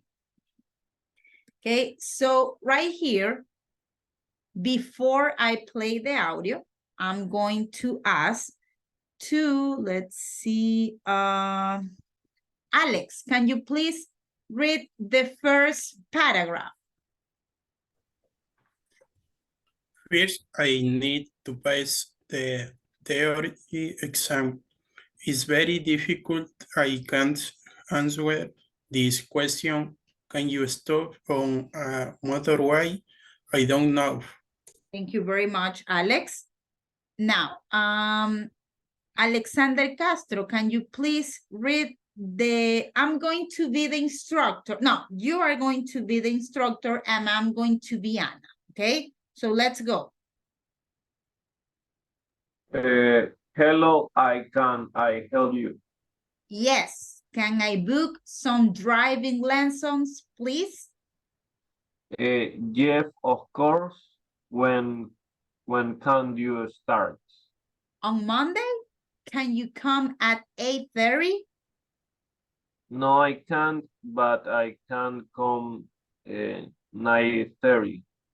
Okay, I see you on Monday at 9:30. Thank you very much, Alexander. Now, Luis Sarabia, let's go with the next one. I have my practice the student in very nervous. Thank you very much, Luis. And finally, let's go with Catherine Bermeo. Good morning, Miss Taylor. Okay, can you start the car, please? Thank you very much, Catherine. So now I'm going to play the audio, right? And take a look. You are going to hear the situation. So you need to number which one go first, which one goes second, and which one go next, okay? Okay, now my recommendation is to just listen. Okay, ahorita solamente vamos a escuchar. No vamos a enumerar ni nada. Just listen, okay? 3.32. 1. First, I need to pass the theory exam. It's very difficult. I can't answer this question. Can you stop on a motorway? I don't know. 2. Now it's time for the practical lessons. I need a driving instructor.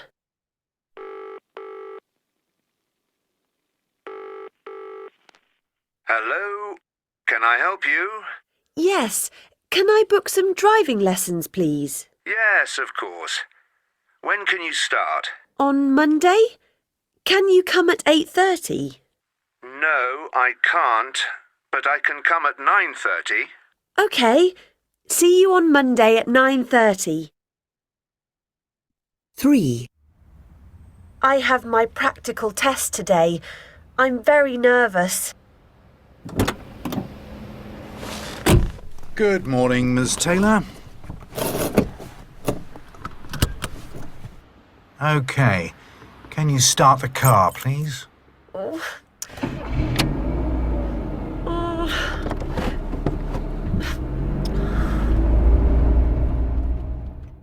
Okay, right now we already read this, but right now you listen to the same conversations.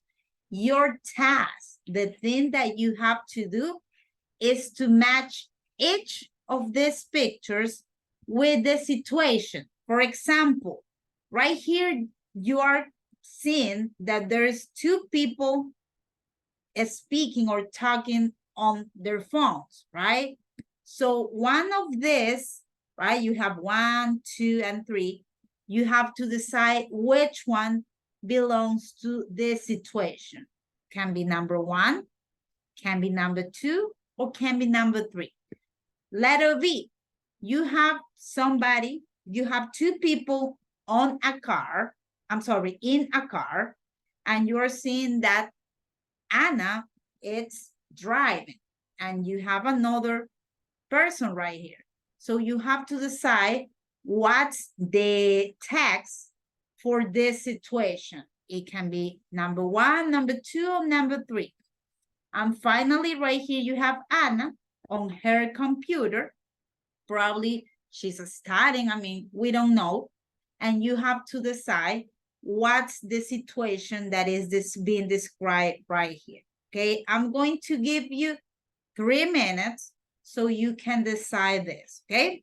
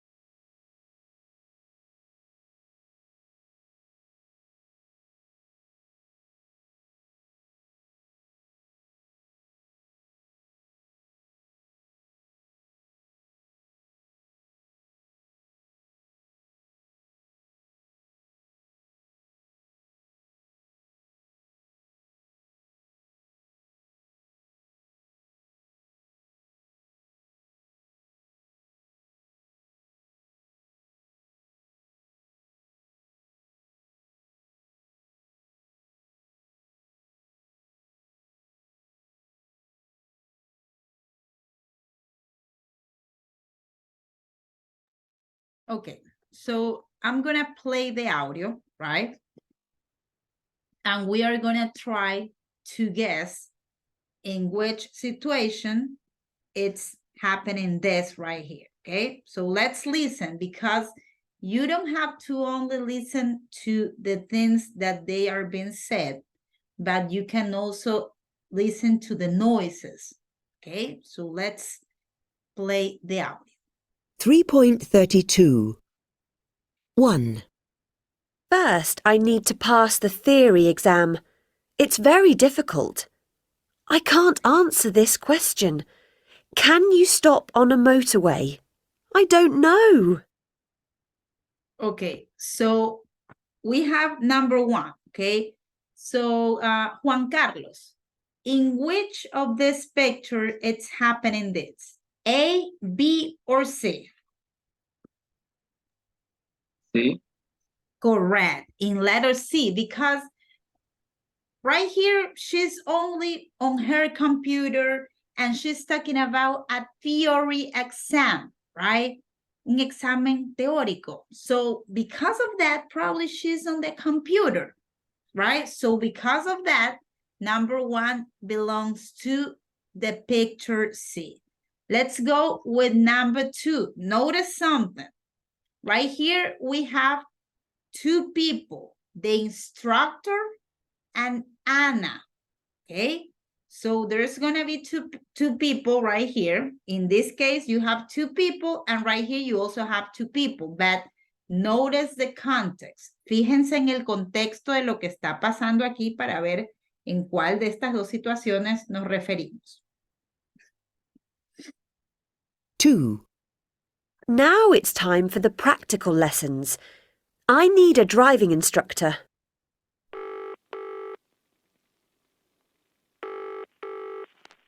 Hello? Can I help you? Yes, can I book some driving lessons, please? Yes, of course. When can you start? On Monday? Can you come at 8:30? No, I can't, but I can come at 9:30. Okay, see you on Monday at 9:30.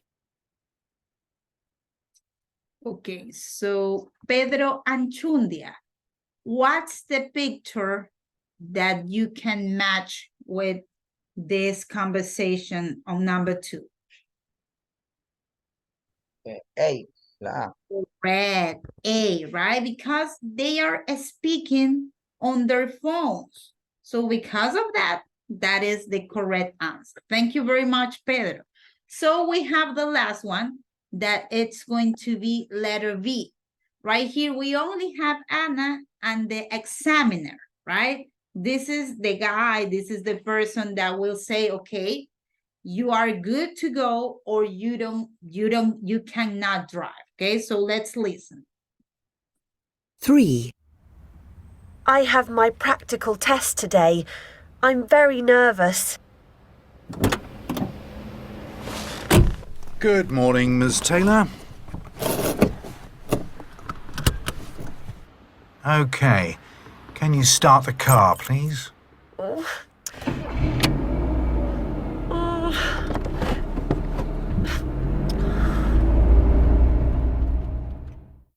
Okay, so that is the situation on this one right here. So the answers are C, A, and B. Please take a look so you can have the right answers. Now, I want to show you something because, for example, right here you have, can you start the car, please? And you also have, can you come on Monday at 8:30?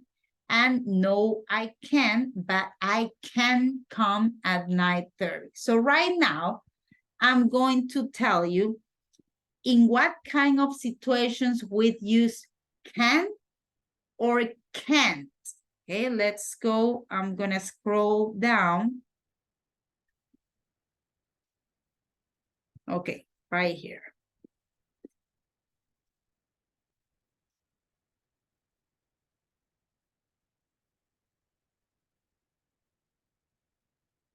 Okay, so let's go when, in what situations do we use can and can't? Can and can't. So I'm gonna ask to Suley. Suley, can you please read this first sentence right here? Can and can are words with us to tell about what we are Able. able or unable to do. Thank you very much, Suley. So can and can't, notice that we pronounce the T at the end. Can and can't are words we use to talk about what we're able or unable to do. Can, it's used to express abilities or capacities. Example, I can't swim means that you have the ability to swim. I can speak English means that I have the ability to speak English. Okay? Now, can't, it's the negative form of can. It's used when you don't have the ability to do something. I can't fly. That means that I don't have the ability to fly. Okay? Once again, notice, I can speak English, but I can't speak French. So I have the ability to speak English, but I don't have the ability to speak French. Here are some more examples. Affirmative. Alex, can you please read the example? She can play basketball. She can play basketball. Thank you very much, Alex. So that means that she has the ability to play basketball, right? She has the capacity. Now let's go with a negative example. Alexander Castro. He can speak Russian. Russian, correct. So means that he doesn't have the ability to speak Russian, okay? Now, this is something that basically I'm just mentioning, but we are not going to use this. Can, it's only used for present. If I want to talk about the past, I'm going to be using could. Okay, vamos a ver esto más adelante, pero se los indico de una vez que can solamente se utiliza para presente. Si nosotros queremos hablar de la habilidad que alguien tenía, yo ya no utilizo can, sino que utilizaría could. Esto no es algo que vamos a abordar ahorita, pero se los hago saber para que lo tengan en consideración. Okay? Now, this is the structure to form this sentence in affirmative, negative, and question. So we are going to use the subject, then the can, the base form of the verb, and the complement. I can speak German. I have the ability to speak German. She can dance tango. Notice something. We are not saying she can dance tango. No. We don't say she can dance tango. No. We have to only use can and the base form of the verb. Tenemos que utilizar la forma base del verbo. Aquí tenemos tercera persona, que si yo estoy hablando en presente, por ejemplo, yo diría, she likes pizza, right? Entonces, en este caso, yo no estoy hablando de la habilidad ni la capacidad de nada. Estoy hablando simplemente de una acción, que a ella le gusta la pizza. Y en este caso, yo utilizo la S por ser tercera persona. Pero no pasa lo mismo acá. Acá lo fácil es que yo utilizo el can tal como es y el verbo tal como es, en sus formas originales. She can dance tango. They can live here. Now, in a negative way, in a negative structure, we are going to use can't. Can't is the contraction of cannot. Okay, the contraction. Can't. I can't speak German. She can't dance tango. They can't live here. Now, how do we do the questions? Can you speak German? Can she dance tango? Can they live here? So right here, you can either say, for example, can you speak German? You can either say, yes, I can, or no, I can't. Can she dance tango? Can she dance tango? Yes, she can, or no, she can't. In the next example, can they live here? Here it's aquí. Ellos pueden vivir aquí. Luis, how will you answer this question? Notice something. Can you speak German? Yes, I can, or no, I can. Notice the next one.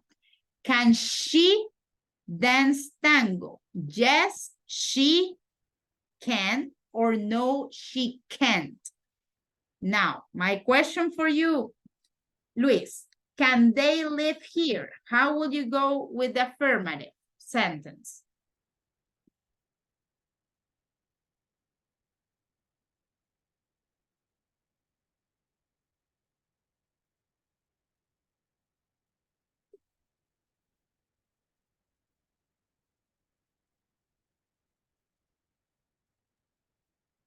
Yes.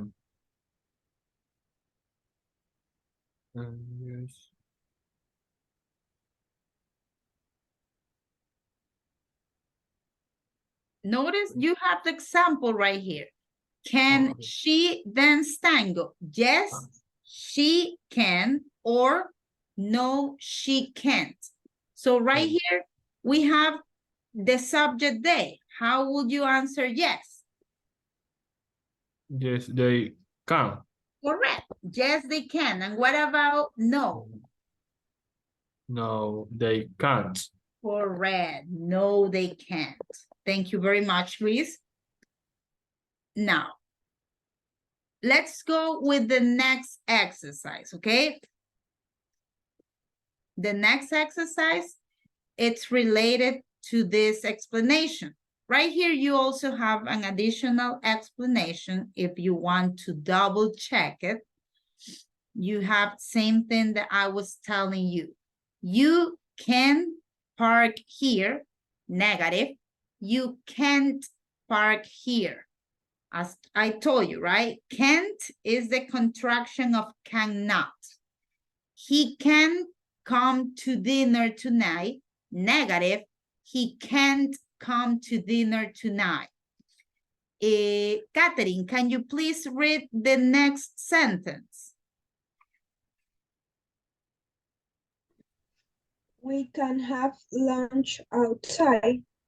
And? We can't have lunch outside. Thank you very much, Catherine. Now, let's go to the question. Can I sit here? Yes, you can. No, you can't. Okay. Notice something. Notice something. I have, can I sit here? Como que yo llegue y le pregunte a alguien, ¿yo me puedo sentar aquí? ¿Verdad? Entonces, la otra persona me va a contestar, sí, tú te puedes sentar aquí. Por eso es que aquí yo tengo el subject I y acá tengo el subject you. Porque yo no voy a preguntar, ¿yo me puedo sentar ahí? Sí, yo me puedo sentar ahí. No voy a utilizar lo mismo, le estoy preguntando eso a alguien más. ¿Ok? ¿Yo me puedo comer eso? Yo no voy a contestar, sí, yo me puedo comer eso. No, sino que yo voy a contestar, sí, tú te puedes comer eso. ¿Ok? Let me just explain you this once again. For example, if we have the question, can I eat that pizza? Can I eat that pizza? So right here, it's not appropriate to say, yes, I can, because it doesn't make any sense. Can I eat that pizza? Yo se lo estoy preguntando a alguien más, ¿verdad? Y aquí sería como que estoy hablando conmigo mismo. So, can I eat that pizza? Otra persona viene y le contesta, yes, you can. Or we can also say, no, you can't. Okay? Notice that. You also have that explanation right here. Now, let's practice the next activity. Okay? Grammar Bank 1A.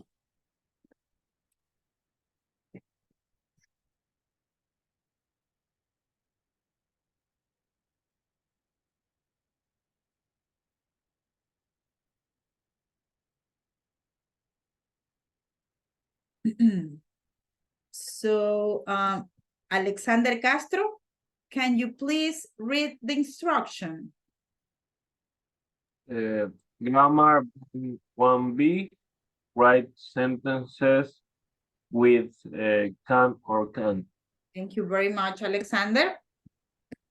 Okay, so right here you have the example, right?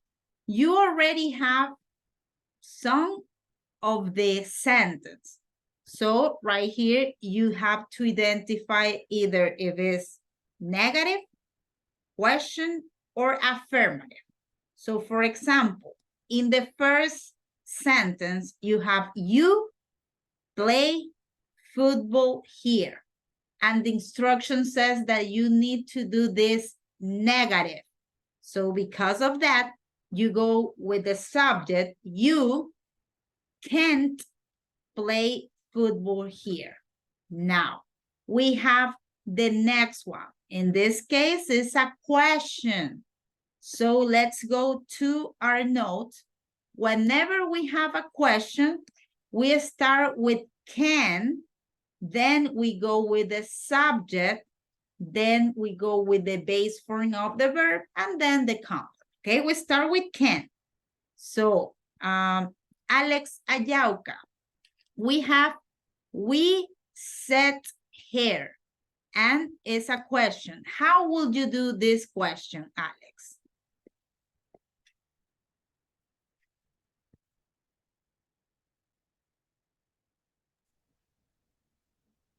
Okay. What else? Subject. What's the subject?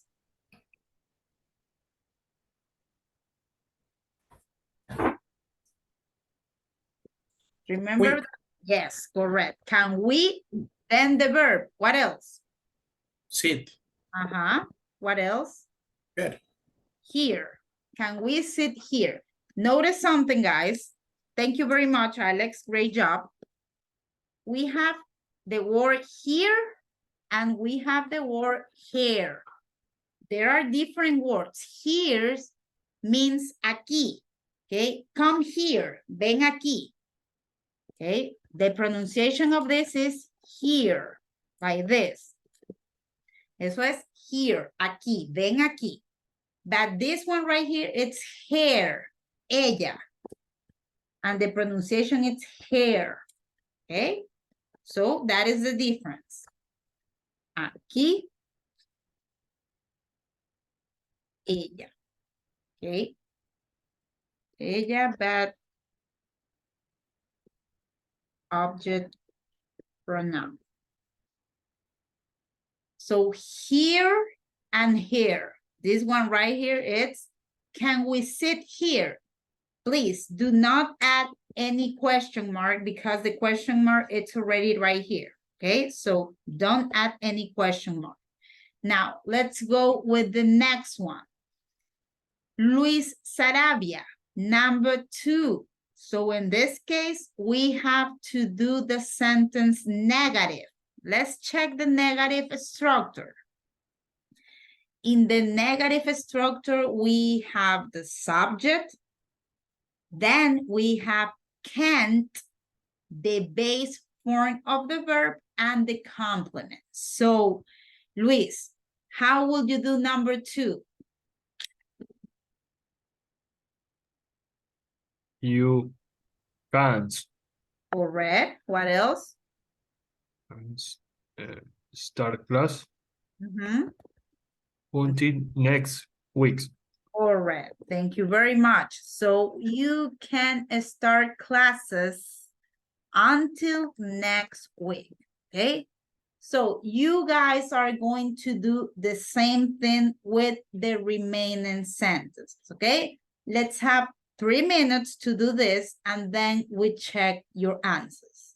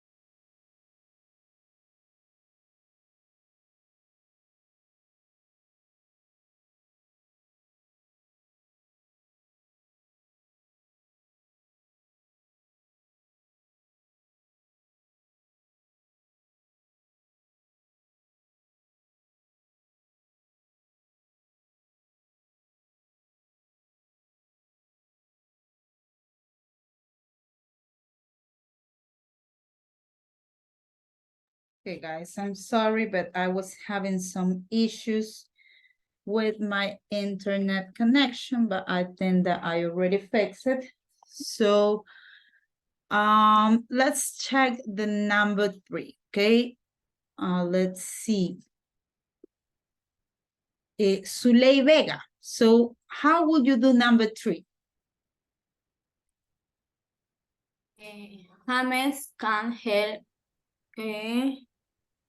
us tomorrow. Okay, the pronunciation of this, James, okay? James. James, correct. James can help us tomorrow.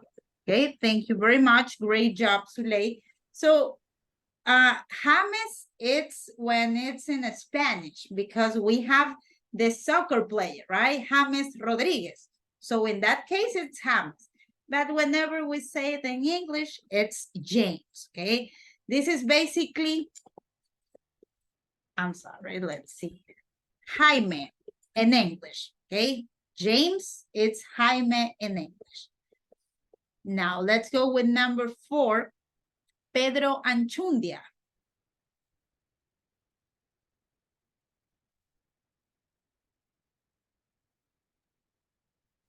Can you come to lunch on Sunday? Correct. Can you come to lunch on Sunday? Thank you very much, Pedro. Let's continue with number 5, Jessica Jimenez. You can use my phone if you like. You can use my phone if you like. Thank you very much, Jessica. Let's see, Juan Carlos Cordero, number 6, please. We can't park here. Correct. We can't park here. Remember the pronunciation? Here. Great job, Juan Carlos. Yeah. Let's go with number 7, Catherine Bermeo, please.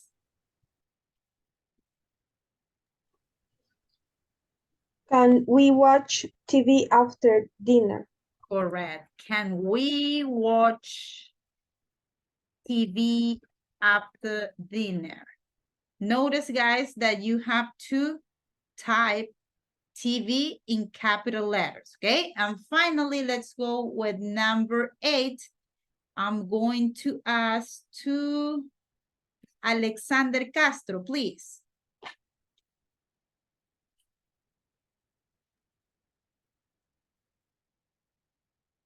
He can What else?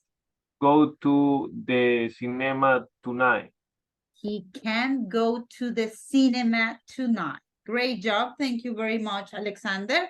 So please, guys, double check the answers before you can register your activity.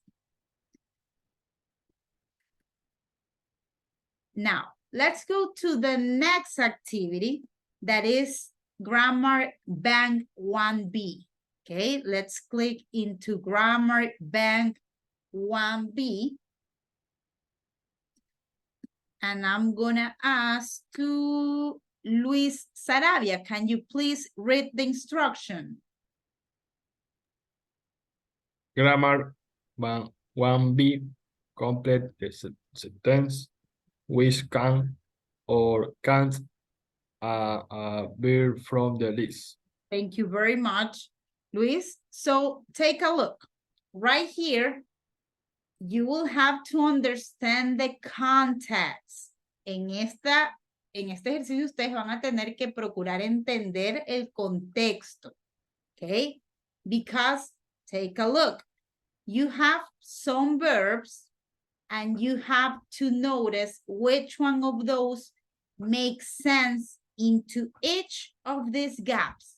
And also, you have to decide if you have to use can or can't plus the verb. Entonces tienen que decidir si utilizan can or can't y también ver qué verbo utilizan. Entonces tienen que entender el contexto. So the verbs we have are watch, walk, pay, can, listen, come, go, swim, can, drive, can't. Okay, so in the first one, you have can't and you have use as a verb. So the sentence says, you can't use it. You can use mobile phones in class. Okay, that makes sense. Eso tiene sentido. No está bien que yo diga, you can't walk mobile phones in class, right? It doesn't make sense. So in the first one, we have I to work tomorrow. My sister needs the car. Okay, so I'm talking about car. Chevrolet, Toyota, Suzuki, Mitsubishi. Right? I'm talking about a car. So my question is, for any of you, if I'm talking about a car, which one of these verbs it's related to car? Watch, walk, pay, listen, come, go, swim, drive. Which one makes sense? I'm talking about a car, a Toyota, a Chevrolet, a Mitsubishi. Which one it's related with car? Drive.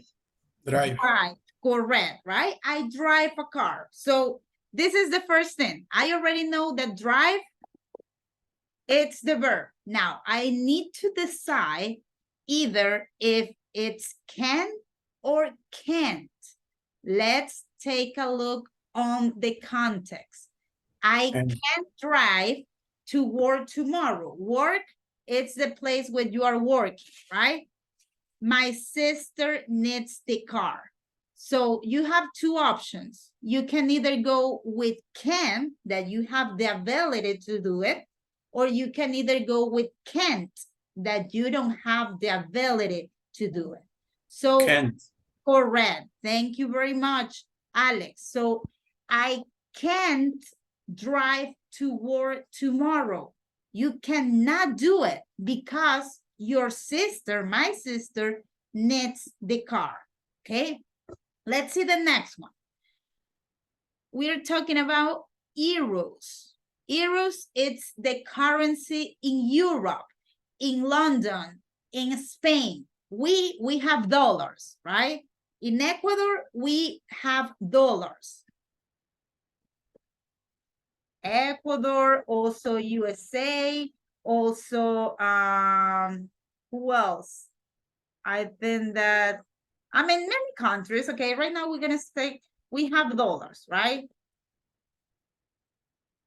But in London, I'm sorry, no, in London, in Spain, in also in Germany, they use euros, right? So right now we have, this one is a question, okay? This one is a question. So you have I in euros. No, I'm sorry. We only accept pounds. Pounds is the currency in England. Let me go right here. In Ecuador and in USA, we use dollars. In Spain, in Germany, we use euros. And in London, I mean UK, United Kingdom, they use pounds, okay?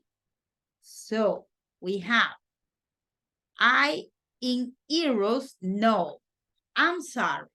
We only accept pounds. So we're talking about money. Which one of the verbs are related with money? We have watch, Pay. walk, pay, correct. So right here we have a question. right? Whenever we have a question, we start with can, okay? So we know that we have to start with a question and we have to use pay. Pedro, how will you do this question right here?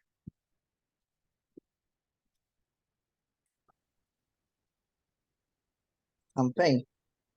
Can I pay in euros? No, I'm sorry. We only accept pounds. Great job. Thank you very much, Pedro. Notice that right here you have an I. Aquí hay un I, una I, okay? Now, we have the next one, and it's another question in this case, right? Take a look. It's again, we are going to have either can or can't, and also a verb. So this is the question, and this is the answer. We hear, no, the water is very cold. The water is very cold. So, Suley, we already use drive and we already use pay. If we have the word water is very cold, which verb is related with water? Watch, walk, listen, come, swim.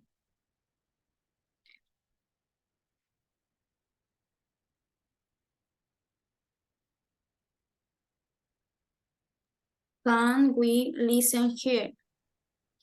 Not really. Can, it's correct. But look, we're talking about water. Water is this, right? This is water, right? So we're talking about water. So we cannot listen to water, right? So it's another verb. You have watch, walk, you have also come or swim. Which one do you think makes sense?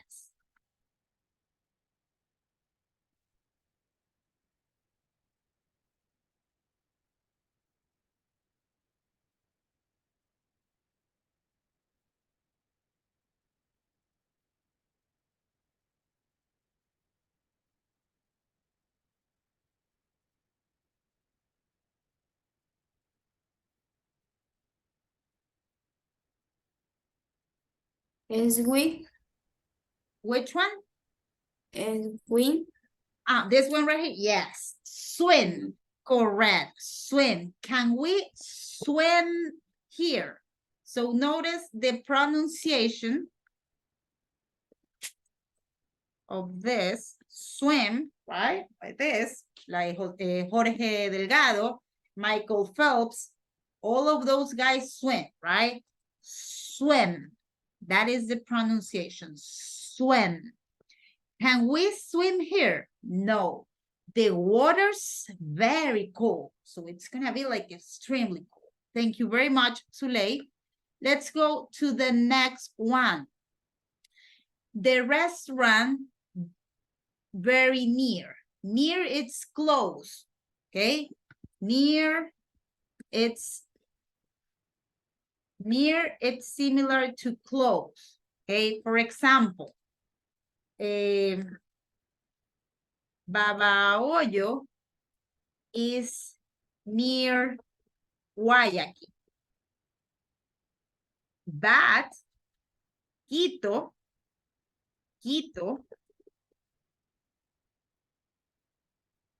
is far from Guayaquil. Okay, so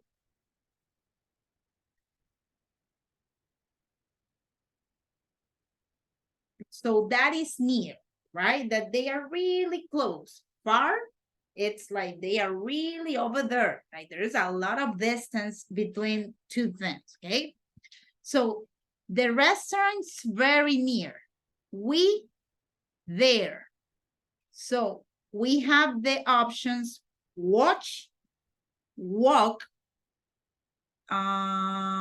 listen, and come and go. So Pedro, I'm sorry, Pedro already went, so no. Juan Carlos, which one do you think is the right option? The restaurant's very near.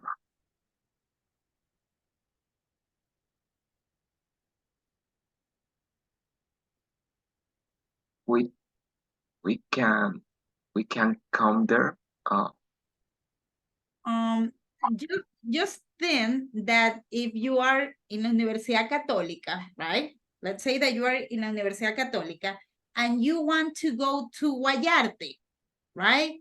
It's really near. How would you get to Guayarte?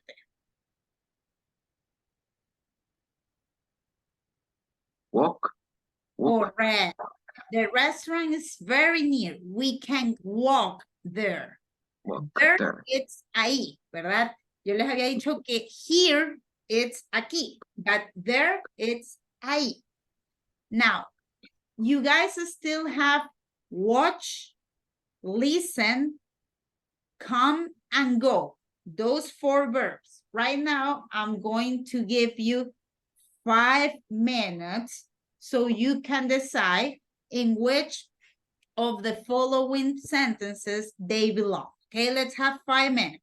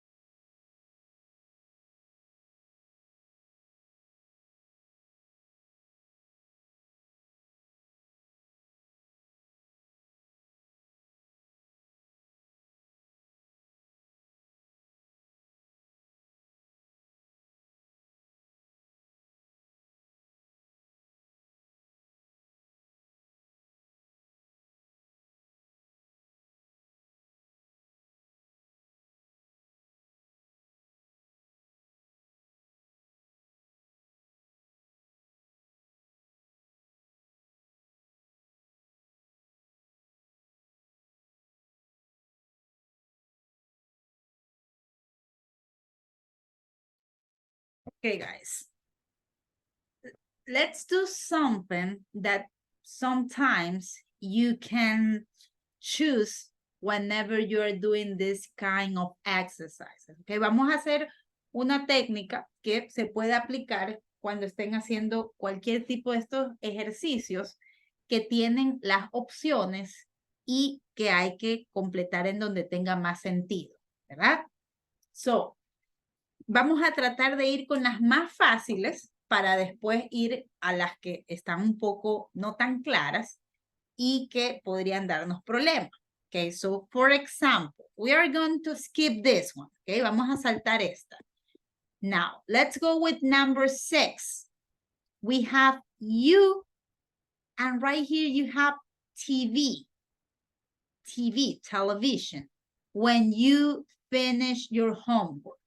So, Luis Sarabia, if we're talking about TV, television, which verb makes sense? We have watch, we also have listen, we have come and go. Which one? Watch. Watch, right? So, in your opinion, in this case, it's can or can't? Can. Can, right? So, you can say you can watch. Watch TV when you're finished your homework. Correct. Thank you very much. Entonces, eso podemos ir haciendo, no solo en esta actividad en particular, sino en general, ¿no? Vamos con las que están un poco más obvias y dejamos aquellas que están un poco más confusas para el final. Okay? Now, let's see the next one. For example, right here you have number 8.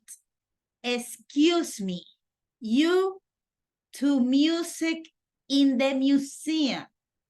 Museum. Sorry, okay? So if we have music, let's see, Pedro, if we have music, what verb doesn't make sense? We still have go, we still have come. Listen. Listen, correct. So take a look. Right here, we have to use listen. My question, Pedro, can or can't? Can't. Can, correct. Excuse me, you can't listen to music in the museum. And well, the other person is saying, sorry. Now, we only have 2 verbs that are remaining in the list. We can either have to use either go, or you can either use come. Come is, hey, come here. Come right here. Ven acá. Come. And go is go there. Anda allá. Ir. Now, let's see. Suley, how would you do number 5? We have where, right? We're talking about a place. Where we for lunch. I'm hungry.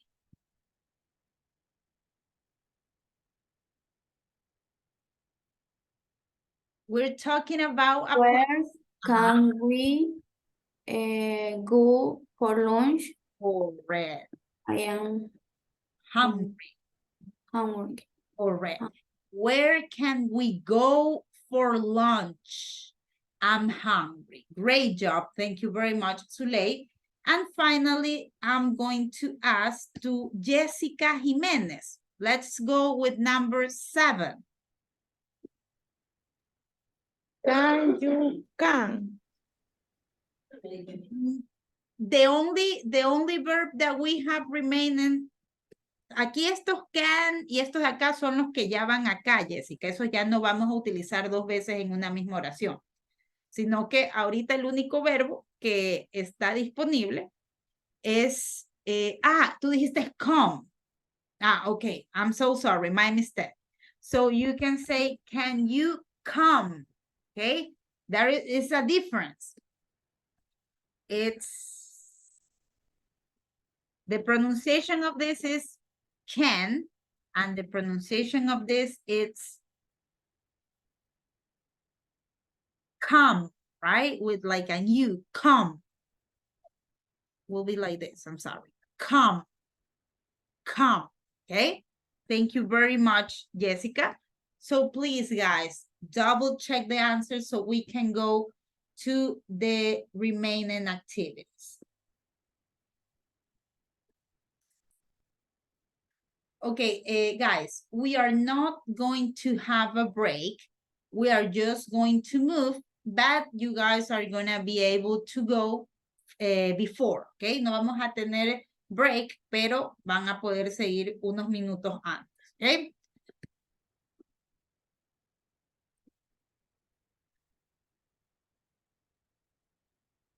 Alex.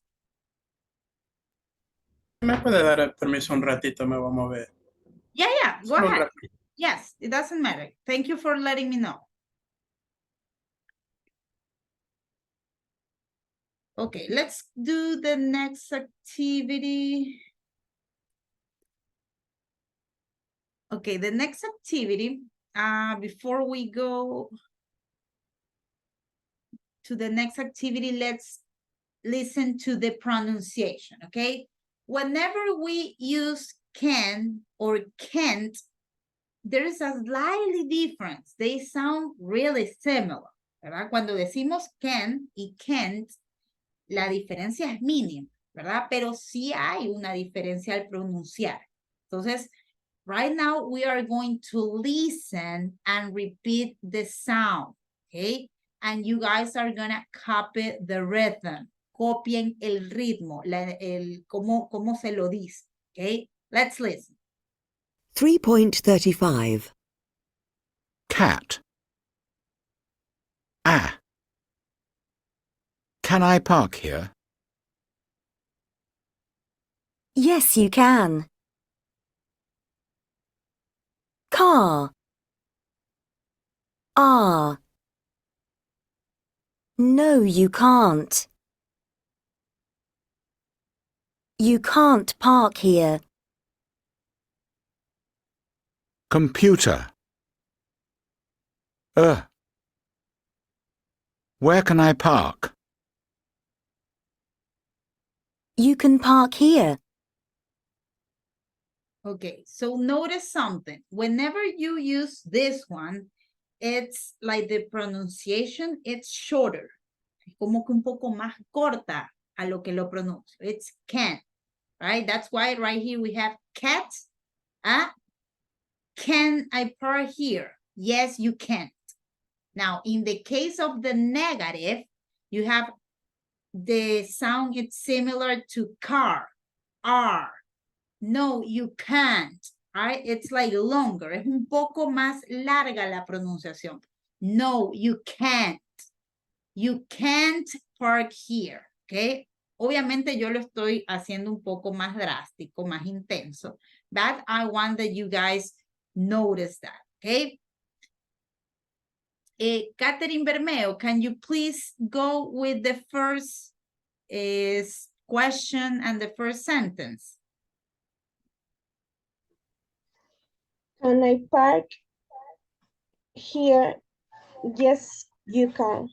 Correct. Thank you very much. Great pronunciation, Catherine. Let's continue with Luis Sarabia. Please, the next one. Carl, no, you can't. You can't park here. Thank you very much, Luis. And finally, let's go with Jessica Jimenez. The next one, please. Computer, where can I park? You can park here. Thank you very much, okay? Now, I'm going to play this audio, right? And you are going to hear the exact same sentence, but in one of the sentences, you're going to have the affirmative, and in the next one, you will have the negative. And we will listen this so you can tell the difference between can and can't, okay? So take a look. 3.36. 1. A. We can park here. B. We can't park here. 2. A. I can help you. B. I can't help you. 3. A. You can sit here. B. You can't sit here. 4. A. Mark can go with me. B. Mark can't go with me. Okay, so once again, the difference, it's slightly different, but it's different, right? So now let's practice this in an activity. So let's do activity 2C.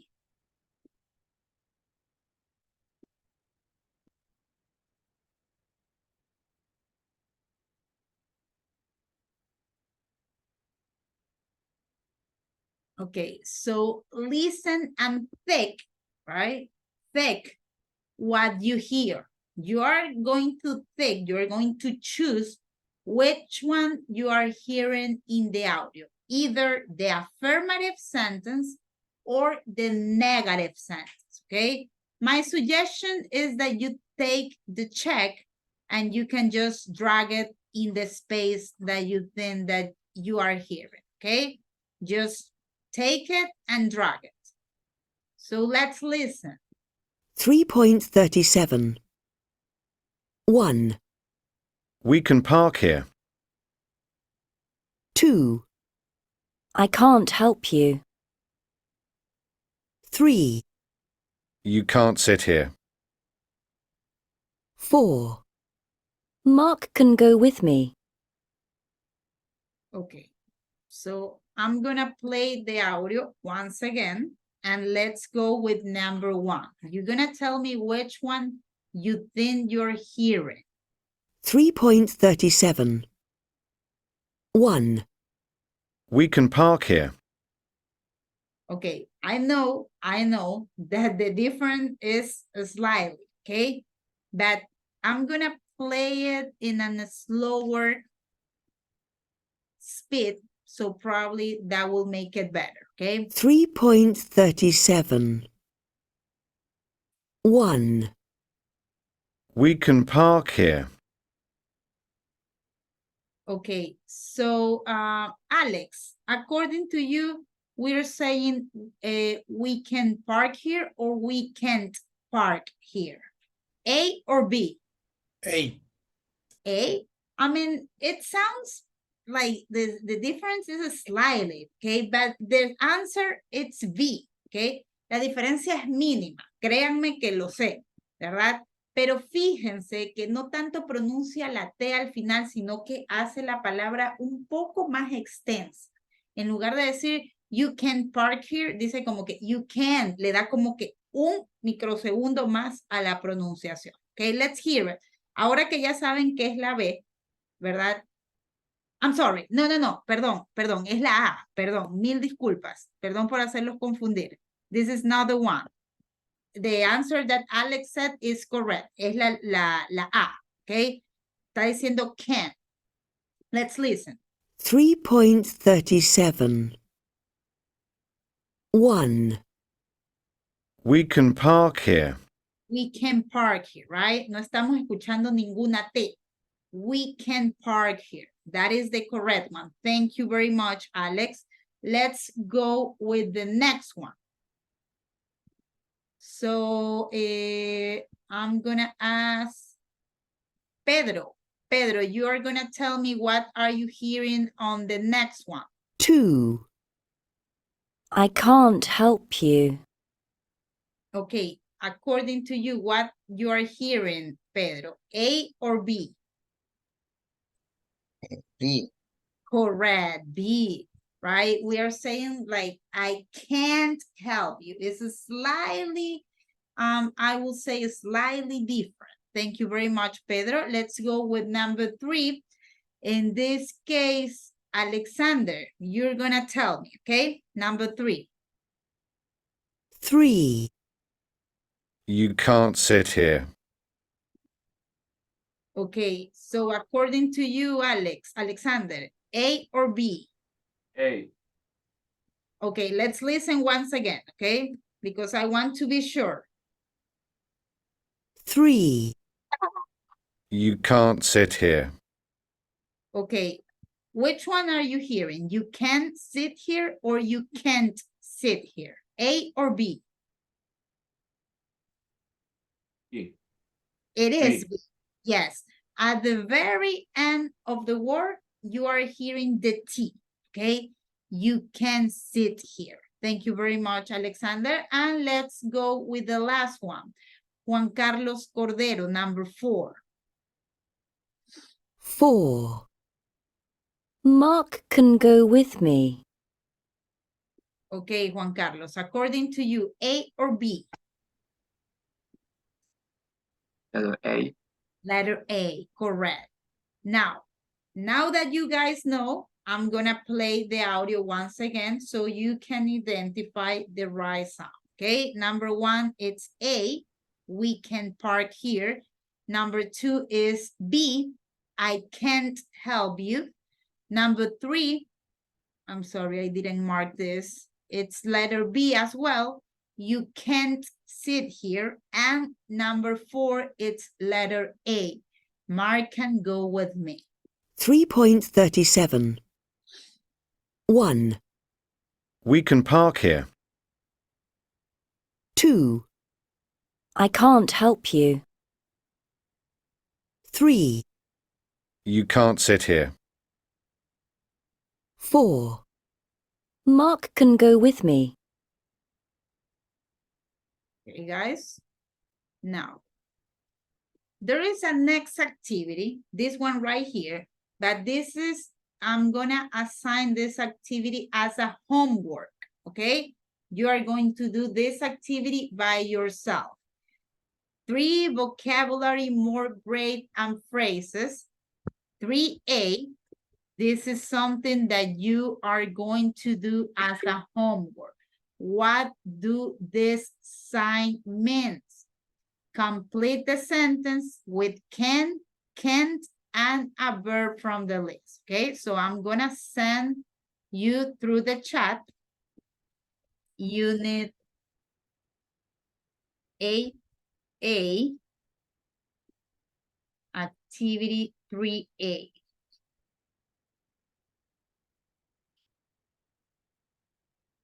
Okay, homework.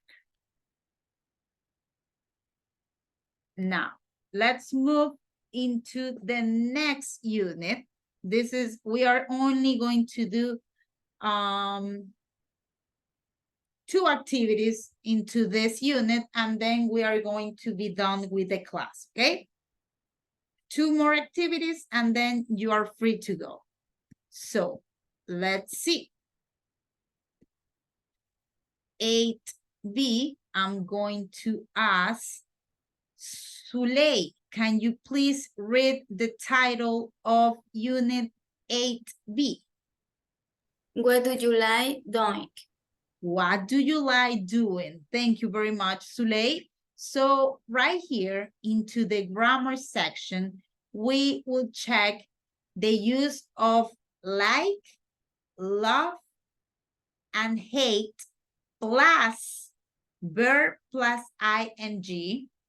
Into the vocabulary, we will check vocabulary related to activities, and into the pronunciation section, we will check sentence rhythm, okay?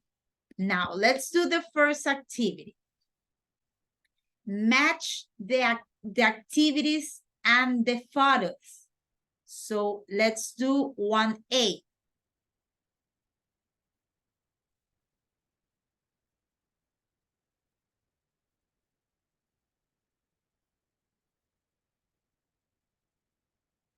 Okay, so right here you have 12 different pictures. And right here you have some activities. You need to match them, right? Please listen to the pronunciation of each of the activities. Camping, camping, reading, reading, not reading, no, reading. This one right here, it's buying, no buying, buying clothes, buying clothes. Running, no running, no running. Cooking, cooking, no cooking, cooking. Swimming, swimming. Cycling, cycling. Painting, painting, no painting, no, painting. Flying, flying. Traveling, traveling. Going to the cinema, going to the cinema, no cinema, cinema. The stressed syllable, it's C, cinema. Watching DVDs, no watching, no, watching, watching DVDs, okay? So I'm going to give you 3 minutes so you can relate the pictures with the activity.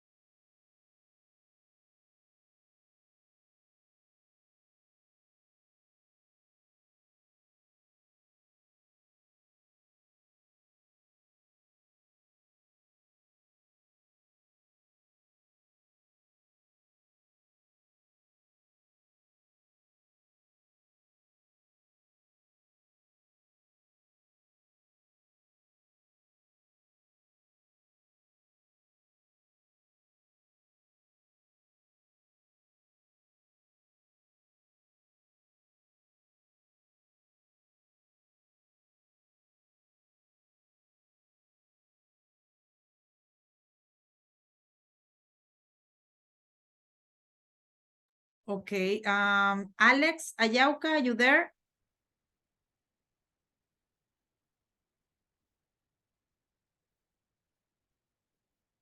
Okay, Alex, you there? Pedro Anchundia. Hi, Miss. Hi, Pedro. Once again, Alex Ayauka, are you there? Hi. Thank you, Alex. Catherine Bermeo. Here. Thank you, Catherine. Alexander Castro. Here. Thank you, Alexander. Juan Carlos Cordero. Here. Thank you, Juan Carlos. Erika del Valle. Jessica Jimenez. Hi, Miss. Hi, Jessica. Luis Fernando Sarabia. Hi, Miss. Hi, Luis. Ángel Toaza. Zuley Vega. Hi, Miss. Hi, Zuley. Thank you. Okay, guys. Let's go to the answers, okay?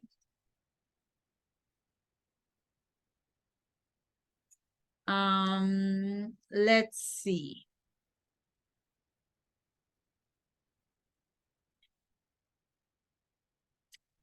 Okay, Alex, according to you, which one is 11? This one right here, 11. Painting. Correct, painting. Thank you very much, Alex. Now, what about number 7, Jessica?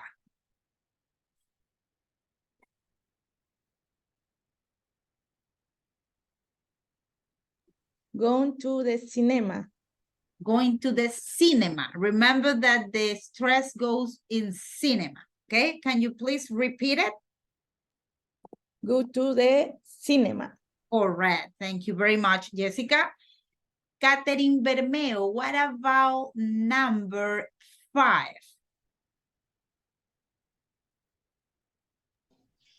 Swimming. Swimming, correct. Thank you very much, Catherine. Great pronunciation. Luis Sarabia, what about number 3?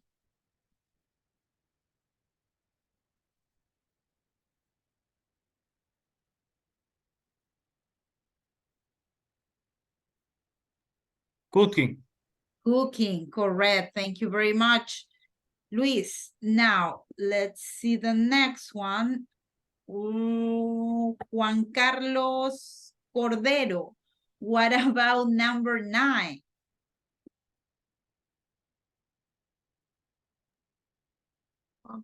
Watching DVDs. Watching, remember, no watching with O. Okay? Watching. Watching, correct. Watching. Correct. So DVDs, probably it's something that we are not using anymore because we have Netflix, we have Disney Plus, right? So this is an old term. Thank you very much, Juan Carlos. Pedro Anchundia, number 2, please. This one right here. Reading. Reading, correct. Thank you very much, Pedro. Zuley, what about number 8?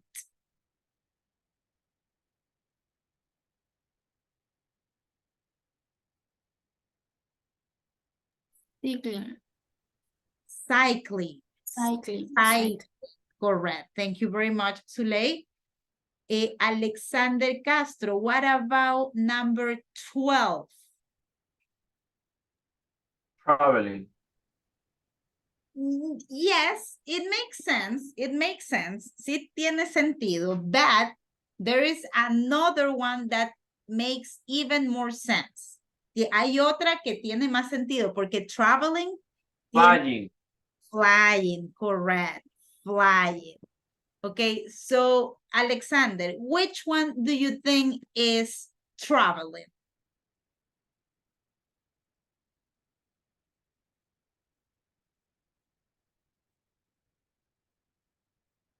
Number 1. Correct. Great job. Thank you very much, Alexander. So yes, right? I mean, this guy, it's also traveling, but in this case, this one makes more sense, ¿verdad? Ambos están viajando, sí, pero en este caso, él no solamente está viajando, sino que he's flying, right? Now, let's see the next one. Alex Ayauca, can you please tell me number 4? What activity is it? Running. Correct, running. Thank you very much, Alex. Now, Catherine Bermeo, what about number 10? Camping. Camping, correct. Thank you very much, Catherine.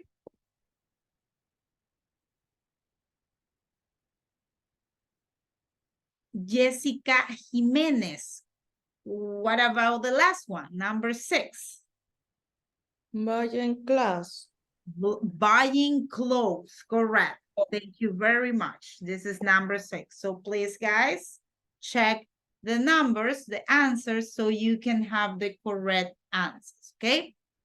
So we are going to stop right there, okay? That is gonna be it, but before, in addition to the previous activity, right? You have to develop this. You also have to develop this one right here. Grammar, like, love, hate, plus verb, plus ing. Read the profiles of 6 people from a dating website. Can you match the woman and the man? Say why, okay? So, right here, I'm sorry, I think, give me a second. Give me a second.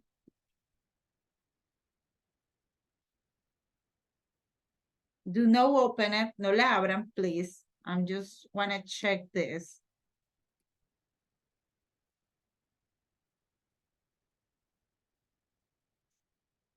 Okay, no, we're fine. Yes, you guys are going to do this activity, okay? Esto queda como deber. Unit 8B.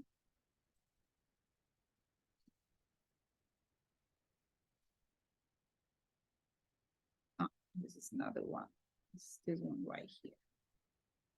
Okay, so you have to develop 2 activities. The vocabulary activity belongs to Unit 8A, and the reading activity belongs to Unit 8B. Okay, that is it.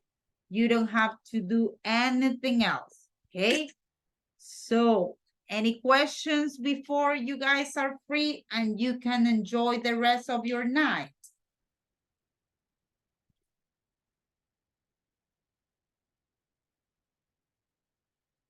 No questions?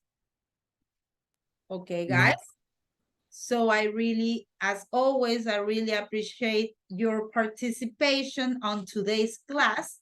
I see you guys tomorrow, okay? Have an amazing night. Thank you very much. Bye. Bye. Miss. Bye, teacher. Bye, Miss. Bye. Bye. Miss, Yes. el video de hoy, yo lo envié, pero no aparezco en esa lista. Porque tú lo enviaste el día de hoy recién y lo pusiste en otra sección porque ya el video ya estaba cerrado. No, o sea que habían 2 sesiones, uno que creo que es para después No. y uno que... Uno que fue que ya pasó y que nunca hicimos esa actividad. La actividad había que subirlo hasta ayer 12 de la noche. Yo a las 12 de la noche se deshabilitó esa actividad porque era hasta el miércoles. Exacto. Entonces, si lo subiste, sí lo vi, pero lo subiste en una actividad que estaba disponible que no correspondía. ¿Ok? Mira, o sea, si lo que subimos hoy ya no valía el video. No, tuvieron una semana hábil para subir esto. No les pedí un video de 3 horas ni nada. Esto es parte de su responsabilidad también. Entonces, por eso les pido que por favor procuren tener eso en consideración. Yo no les mando a hacer una plana ni 1000 actividades y se las doy. Yo entiendo que ustedes tienen su trabajo, su familia, pero si están metidos en esto, no es solamente para que me escuchen hablar a mí aquí 4 horas cada 2 días, ¿no? Perdón, 2 días a la semana, sino es que también practiquen por su cuenta, ¿sí? Igual va a haber más de estas actividades para que puedan mejorar esos promedios, ¿ok? Thank you, Miss. Okay, guys. Bye.